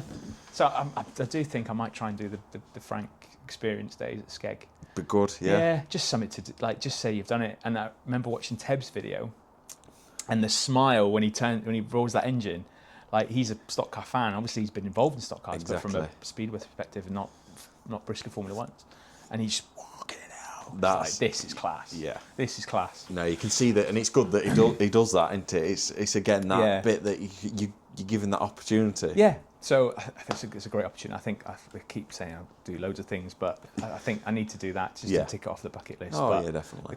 This is why I still race karts. This is why I still love it. and you get in there and you know, and it's it's just the best feeling. You're like us. It's again, you can pick and choose your meetings. It's not like, well, we've got a car down there, we need to use it. No. It needs to be. Yeah, you can go right. We're gonna have a chilled out. We're gonna go when we can. If we have a great meeting, and that's the beauty of it. If you have a great meeting, you can enjoy that for a few weeks after, because you're not then racing the week after and you're pressure of points or whatever, and based around when Paul can do it. I remember we done the Buxton Gold Top 25, last year's Buxton Gold Top, and we'd not fell out with it, but Paul was just getting a bit old in the tooth, and we had that conversation, and it was maybe, and I was like, I'm already accepting that it's not going to last. Like, it doesn't matter how long, but it's going to happen at some point. We're not going to carry on racing, and I don't think I could now ever do it like with somebody else. I know if what that you makes mean. sense. Like, it's Paul. Like, this is what we do, and this is our thing, and I think there would be a real cut, and maybe try something else like the experience day or whatever, but as for just doing something as a full, like not full time, but as a regular thing, and just, I think that would be. So we'd had conversations, and I said, look, if that is the case, and whatever, and I'm kind of accepting of it now, which is fine. Can we do the Skeg so I can race there for the last time, and can we do the Buxton Gold Top, and then that, and I'll be it, and whatever happens, and I'll have closure. Yes. Whatever happens.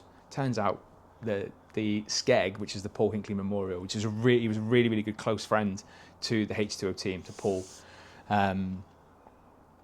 Just a great guy. What Stockkarts is about, obviously bringing Holly through and stuff like that, and who she turned into the seniors and was doing really, really well.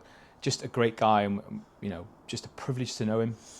Was just a gent, just a really charismatic, funny, witty guy. Yeah, loved it. And we've seen him with the mask. I remember we watched the mask in the mask cars at Skeg, and he one-handed waving out the window at the crowd. Just loved it. Like, he's just a great guy. Yeah, definitely. But yeah, so kind of accepted. If that's the end, that's the end. And we got to the Gold Top. Obviously done okay in the Gold Top and won a heat and stuff. And I think we were chatting. I can't remember who was around. There was obviously quite a lot of people. And he's like, I was like, yeah, I think that'll be me for the year. Get back to footy and golf and do your bits. And then he said, oh, no, we're doing Hensford. What? Hang on. Since why? when? We're going to take Jake's home tonight, and Paul K. I think Paul K Senior couldn't do Hensford. Okay. So they'd asked, or we'd offered, or we'd say something. Oh, we'll take him. Suppose, no, we're going to Hensford. Oh, right, yeah, sound. I'm never not going to say no to race. Yeah. And I doubt, because I won the final. But and then this at the end of 25, Paul's been on a bit of a health kick and feeling really good, and got a bit of a resurgency around stuff. Obviously, with the fixtures and stuff that didn't really affect us. Chester's going to carry on, and well, fuck it, we'll have a do. And he ended up selling the old trailer. He sold that to Teeley. Okay. Yeah, and he's built another one. Right. So he's not just someone like, we'll just carry on. Yeah, he's just had a flat, and he's refreshing it. Yeah, and he's put some bits on. He's put the lights. He's done it all together. He's got the stickers from Baz, me and Chester's name on it, and it's like, oh right, yeah. And whatever's happened, we just had a bit of a resurgency, and we'll go again. No, it's good. But I'm always conscious that it's not going to last forever. Which I think it's good. It's good that it's the mind frame, though, isn't it? It's not like it's going to. It's not. Yeah, it's not going to be a shock. Not like Parky ringing me up and going, "Oh, I'm not doing this anymore, mate." Yeah. Do you know what I mean? I'm accepting. I'm 41. I've raced 15 years. Yeah. Loved it. Like, I love kart. Great memories. I fucking love it. Like, I can't express enough how much I love the karts. They are class. Brilliant. I think just the people that we've seen come through, the friends and family, like they're now who are now family. The holidays have been on and all that kind of stuff, and even the people now like yourself and Joe that's still around it, Lloydie getting close with and playing golf with, and all that kind of stuff. Kelvin I've known for years, watching Ben go through the ranks from when he was people you race, their kids are now. Yeah, exactly. Like some of these trophies, are older than the juniors. Yeah. I mean, I first started when some of the kids weren't born. Like that's where we're at, and I love it, and I love being, an experienced person on the track. And if anyone ever wants to, help, I can't mechanically help, but I can give you a little bit of guidance and karts, and we've been out. I went out in Sienna Moss's kart last year. Was it last year before? Like, she's 14, 15. Like, sounds like get in. Yeah, we'll have a go. Yeah, and she was struggling. Yeah. I can't remember when the Buxton was. She was really struggling at Buxton, and they were parked next to us. And her dad, Adrian, was talking to Sienna, and whatever was going on. And then I was sitting there, and Paul just came over and went, "You don't have to rush off after the meeting, do you?" I went, no, it's all right. He went, "Oh, I've just said you'll go out in Sienna's car after the meeting." I was like, "What? I'm not going to fit in that." "Yeah, oh, you'll be all right, Just get in. And I'm like, this. Half a There's hip. that cocksick again. Yeah, like half a hip in the cart trying to get around. They just wanted to see if the end, like, obviously Adrian doesn't race, and if it felt it just different. felt right. He just wanted to know if it felt right, and it did. I was like, no, I think it's okay. I Yeah. handled okay. Obviously not the best No. because I'm like this, but I was like, no, it feels okay. I'd probably take some weight out That's because it's it. probably too hard for her to drive, maybe. Yeah. But yeah, so I always do that. I remember messaging Dobbo. Obviously, he's had a sort of bad bits and crashes over the years, and I said, if you go to the Skeggy test day, I'll come.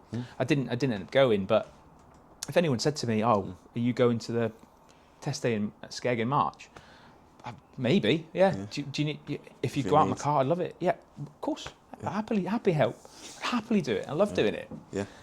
It's not trying to be big-headed or show off. It's just support and keep people motivated and driving. You're That's another why one that you want to help. You've got, Yeah, you know, yeah. and we've said the stories on the podcast, and it's like that. It makes you feel good. It's nearly better than racing. it is. So It's great. I just want people to carry on racing. Exactly. If you could offer a bit of help yourself, and it helps. Like I say, even when I offer, I try and not offer advice because I feel like, who should I be to offer? I'm not like won countless titles, but when people are struggling, I'm like, I've been in that position. You understand it, and just something, a little tweak. Just it try doesn't take a lot in try karts. It really doesn't. No. We were talking earlier about your dad not telling you stuff that he's fixed it or whatever. Yeah. Like Paul was obviously messing around, and one day at Skeg he wouldn't tell me the tyre pressures. Like, he didn't tell me them. He just set it up. And he's like, "Oh yeah, it's fine. I went out on the Tuesday night or the Thursday night Skeg, and I'd gone okay. I don't think I'd won, but I was up there. And he went, "It's 34 psi in that front inside." I was like, "What?" He went, He did? "Yeah, because if I'd told you that before, your head would have exploded." Now Or it's the it would have been in your head already. As soon as that starts, that's that 34. Yeah. And but it went out. It was mint. I was like, it doesn't, like, we tell everyone, pressures don't matter. No. It's the weight. Like, all right, fine, 20 in your drive wheel. Like, there's your stock. The other three can be anything. The inside rear wheel, anything between 12 and 18, and then the fronts. Honestly, we've had them at 12, we've had them at 36. So we're switching around. Everyone's different. Yeah, so it's just trying to get people to understand that, and we'll happily tell.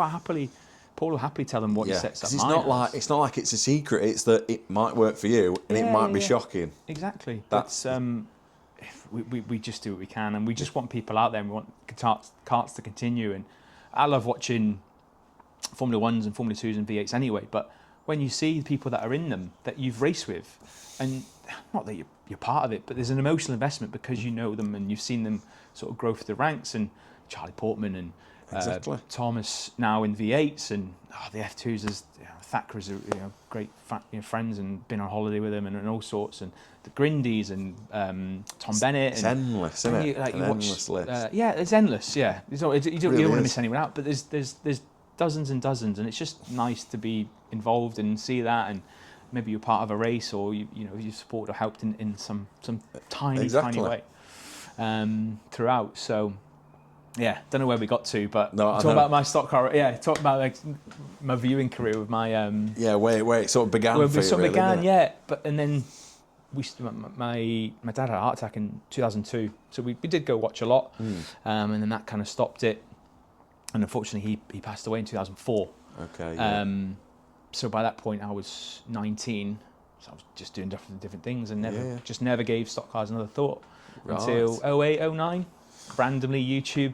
Like, I thought, I just spotted it. I don't know if I googled it or searched it or something popped up or whatever. And so I was like, there's racing there. And then probably within like 2 or 3 weeks, the next carve, I was like, I'm going.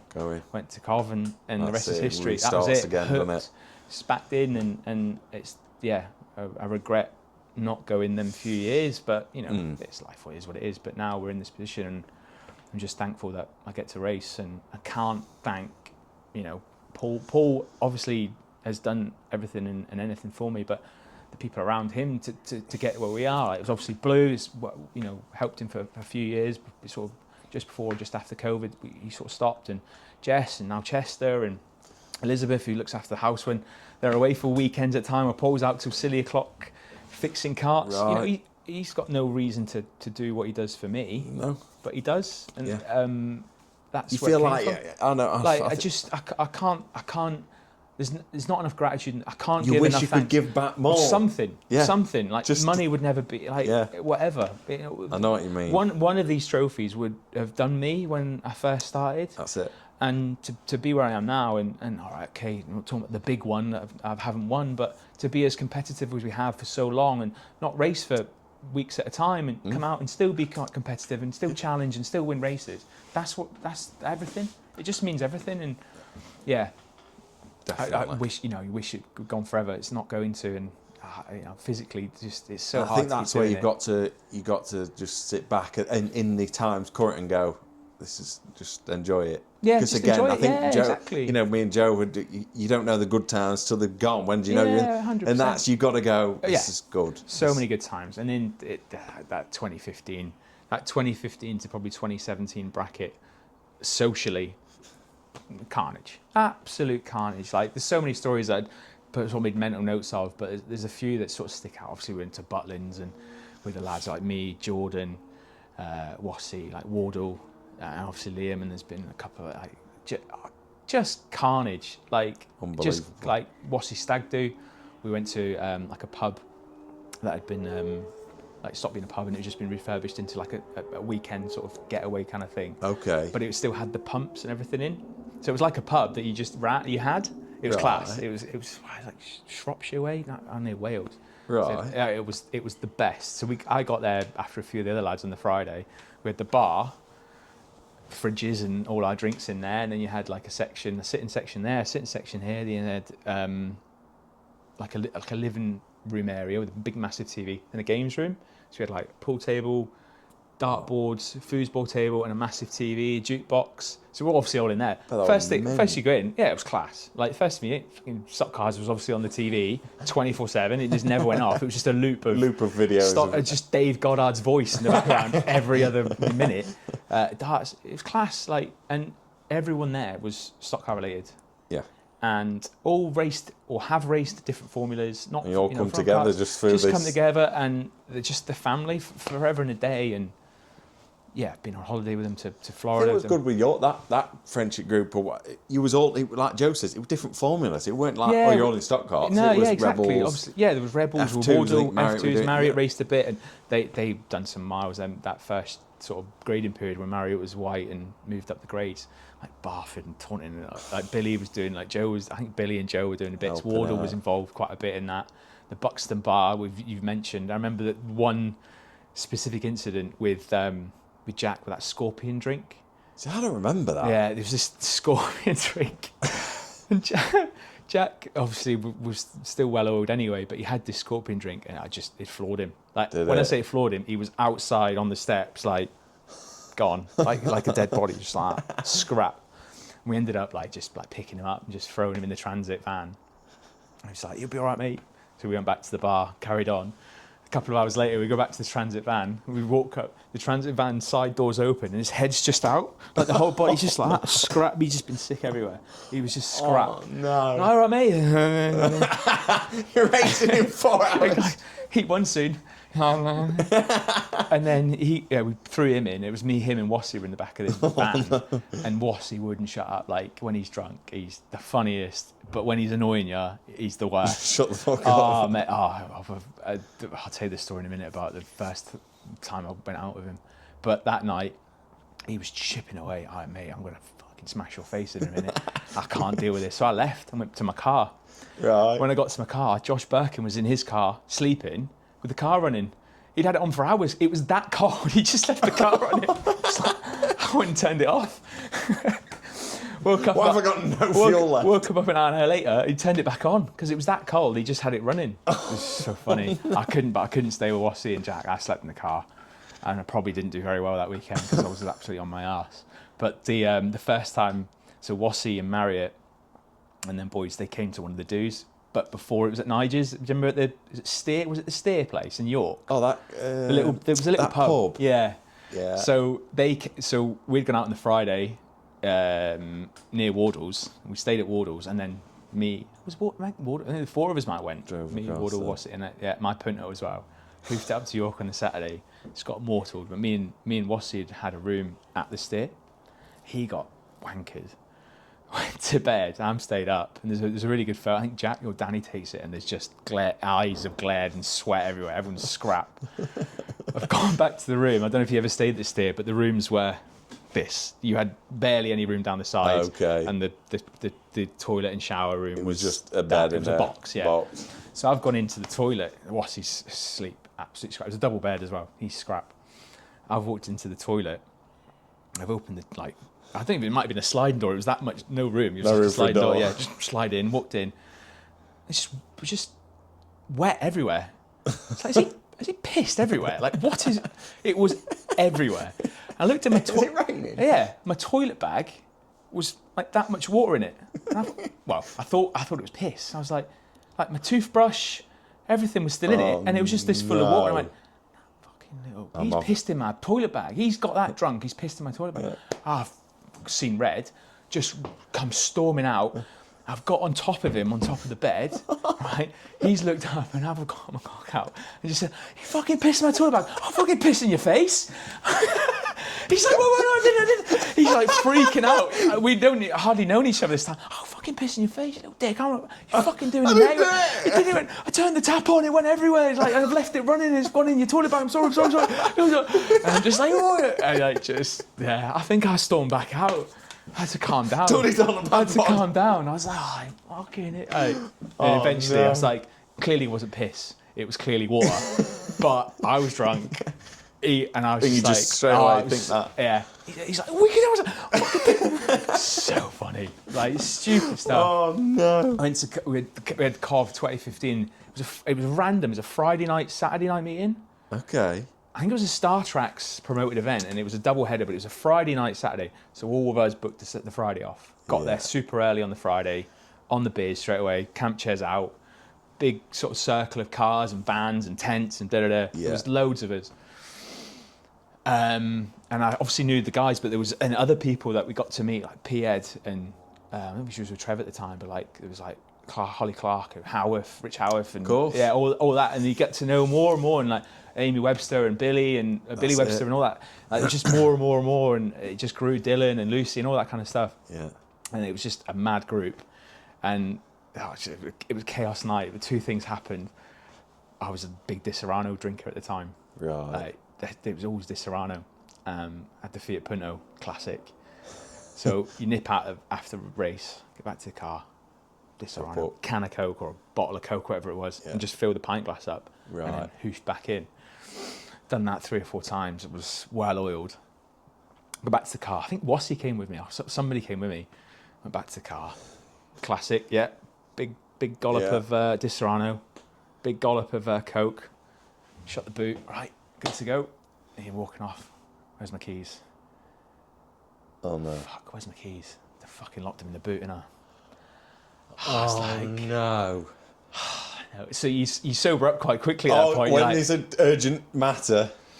Keys are in the boot, and he's like, "Oh no." So he's sitting there. It probably wasn't. We weren't standing around that long, but you're thinking you're standing around there for ages. It's like, what we're gonna do? He's like, "Oh, just smash the window." I'm not smashing the window. I've got to sleep in this tonight, and we've got to drive. Me and Billy are driving to Birmingham to race the karts the next the next afternoon. Yeah. So I can't smash the window. Well, like someone will know how to get into a car. I'm like, who the hell am I going to ask? Like, can you just break into my car? What?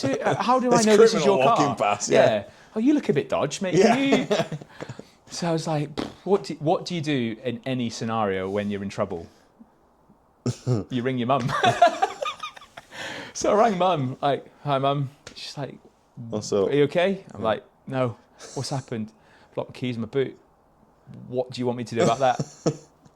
"The spare keys on your microwave." Oh no. Any chance you could bring it them down. She's like, I I think she would have said bye because she's not. She went, right, give me a minute. Rings me back. Your Uncle Charlie will do it. He's going to come now. Right. So Uncle Charlie, who lives 15 minutes away from Corby, came, picked Mum up, got the key, drove to Coventry, drop them off. like an hour, rang me. The meeting's still going on. Give me the key. Fat Mum, come in and watch the racing. No, Andrew, I'm not going to come in and watch the racing. I'm going home. And then they just drove off. I was like, yeah, keys are in there. Happy days. And then we're just back to drinking. Just cracked on again. Nothing happened. Nothing happened. And I had obviously the 2 keys and then cracked on. And then obviously then like into the bar and what was going on. And I was pretty drunk. Was sleeping in the Punto. It was never like, what were you doing? Like, that's not going to be comfy. Yeah. Front seat, you just like scrap in the corner, just sleeping. And then I just woke up in the middle of the night, and all I remember is waking up. I could see Charlie Marriott sort of outside my car, and I'm looking around like, what was going on? I just looked over, and Ryan Morgan's car had been turned over. They just picked it up and left it on its side. The Vauxhall Corsa, just the bottom of Vauxhall Corsa looking at me. Back just like... I was like, I can't be dealing with this.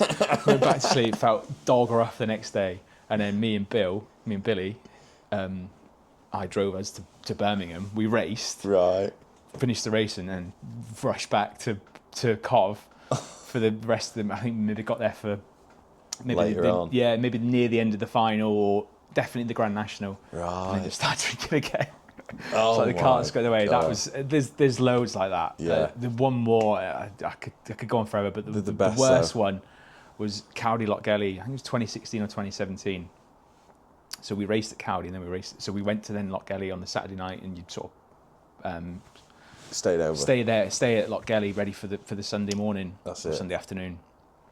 So Paul or Heathy was going to sleep in the truck, in the front seat, and then me and Blue were going to sleep in the trailer. So leave the carts out and me and sleep. Yeah, we've done that a couple of times. Not the best, but you do what you do. Yeah. So obviously raced at Cowdy. Can't remember much, so I probably didn't do very well. Going straight to Lochgelly in the overalls, straight to the bar on the drinks. Got to meet a few people. I think Jack was there, and we knew I think they knew each other through sim racing, online racing and stuff. Cool. So there was a few that we knew, and there was people you never met before, and did a few Scottish people, a few beers. And it's end of the evening. It's me and Billy. We're in the pits, and we're just chatting, and obviously you're setting the world to rights, you're talking about this and the other, but we were like, well, oiled again, and it was started getting light. We were like, fucking hell. It's like, what time is it? Like 4 o'clock in the morning, 5 o'clock in the morning, whatever. So, mate, I'm still in my racing gear. Like, I need to go to bed. Like, I can't go in the trailer. I need to find somewhere to sleep. Yeah. So I looked across, and I knew who was in it. There was an airbed, and then a tent on top of the airbed. Like, there was the airbed was too big for the tent. So it was on the outside. So the airbed sort of stuck out the edges of the tent. It was like a one-man tent and a two-man airbed sort of thing. Okay, yeah. And I was like, that's Jack and Jordan are in there. I'm going in there. Zip up, just open the tent. Jordan wakes up and goes, you can't come in here. There's no space. I went, sorry, mate, I'm coming in. And I just T-bombed, I bombed straight in the middle of them. And as I went in, both sides of the airbeds have just come up. And Jordan just rolled into me. He's like, this ain't going to work, mate. I went, it'll have to do. Sorry, I can't. I'm not moving. So we got whatever sleep we got. Like, you wake up, like, still obviously drunk the next morning. Like, it still wasn't even near a hangover. Still drunk. I woke up and I could just hear Heathy's laugh. Like booming laugh. He's got quite a booming voice, and he's booming laugh, and I'm like, what's so fucking funny? Like, what's going on? This is not good. I need to go to the toilet. I am not well. Like, scrambled out, left them two in the bed still, got up, and I'm like, fucking hell. And he was talking to Stevie Houghton, so I've sort of clambered over, like, I need to go to the toilet. I think hopefully they're open. Yeah. So I says, what were you laughing at? Like, what's so funny? He went, I didn't realise you were in there.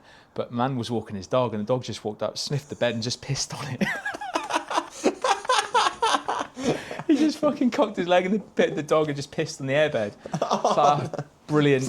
I said, if I didn't know it was you, I might have gone over, but no, he just left it. Yeah, I fucking... Oh, no. And then raced at Lochgelly. I got a couple of decent results in the heat, but I didn't do much in the final. And then the drive home, hanging out your arse. Like, it's the worst, isn't it? It is the worst.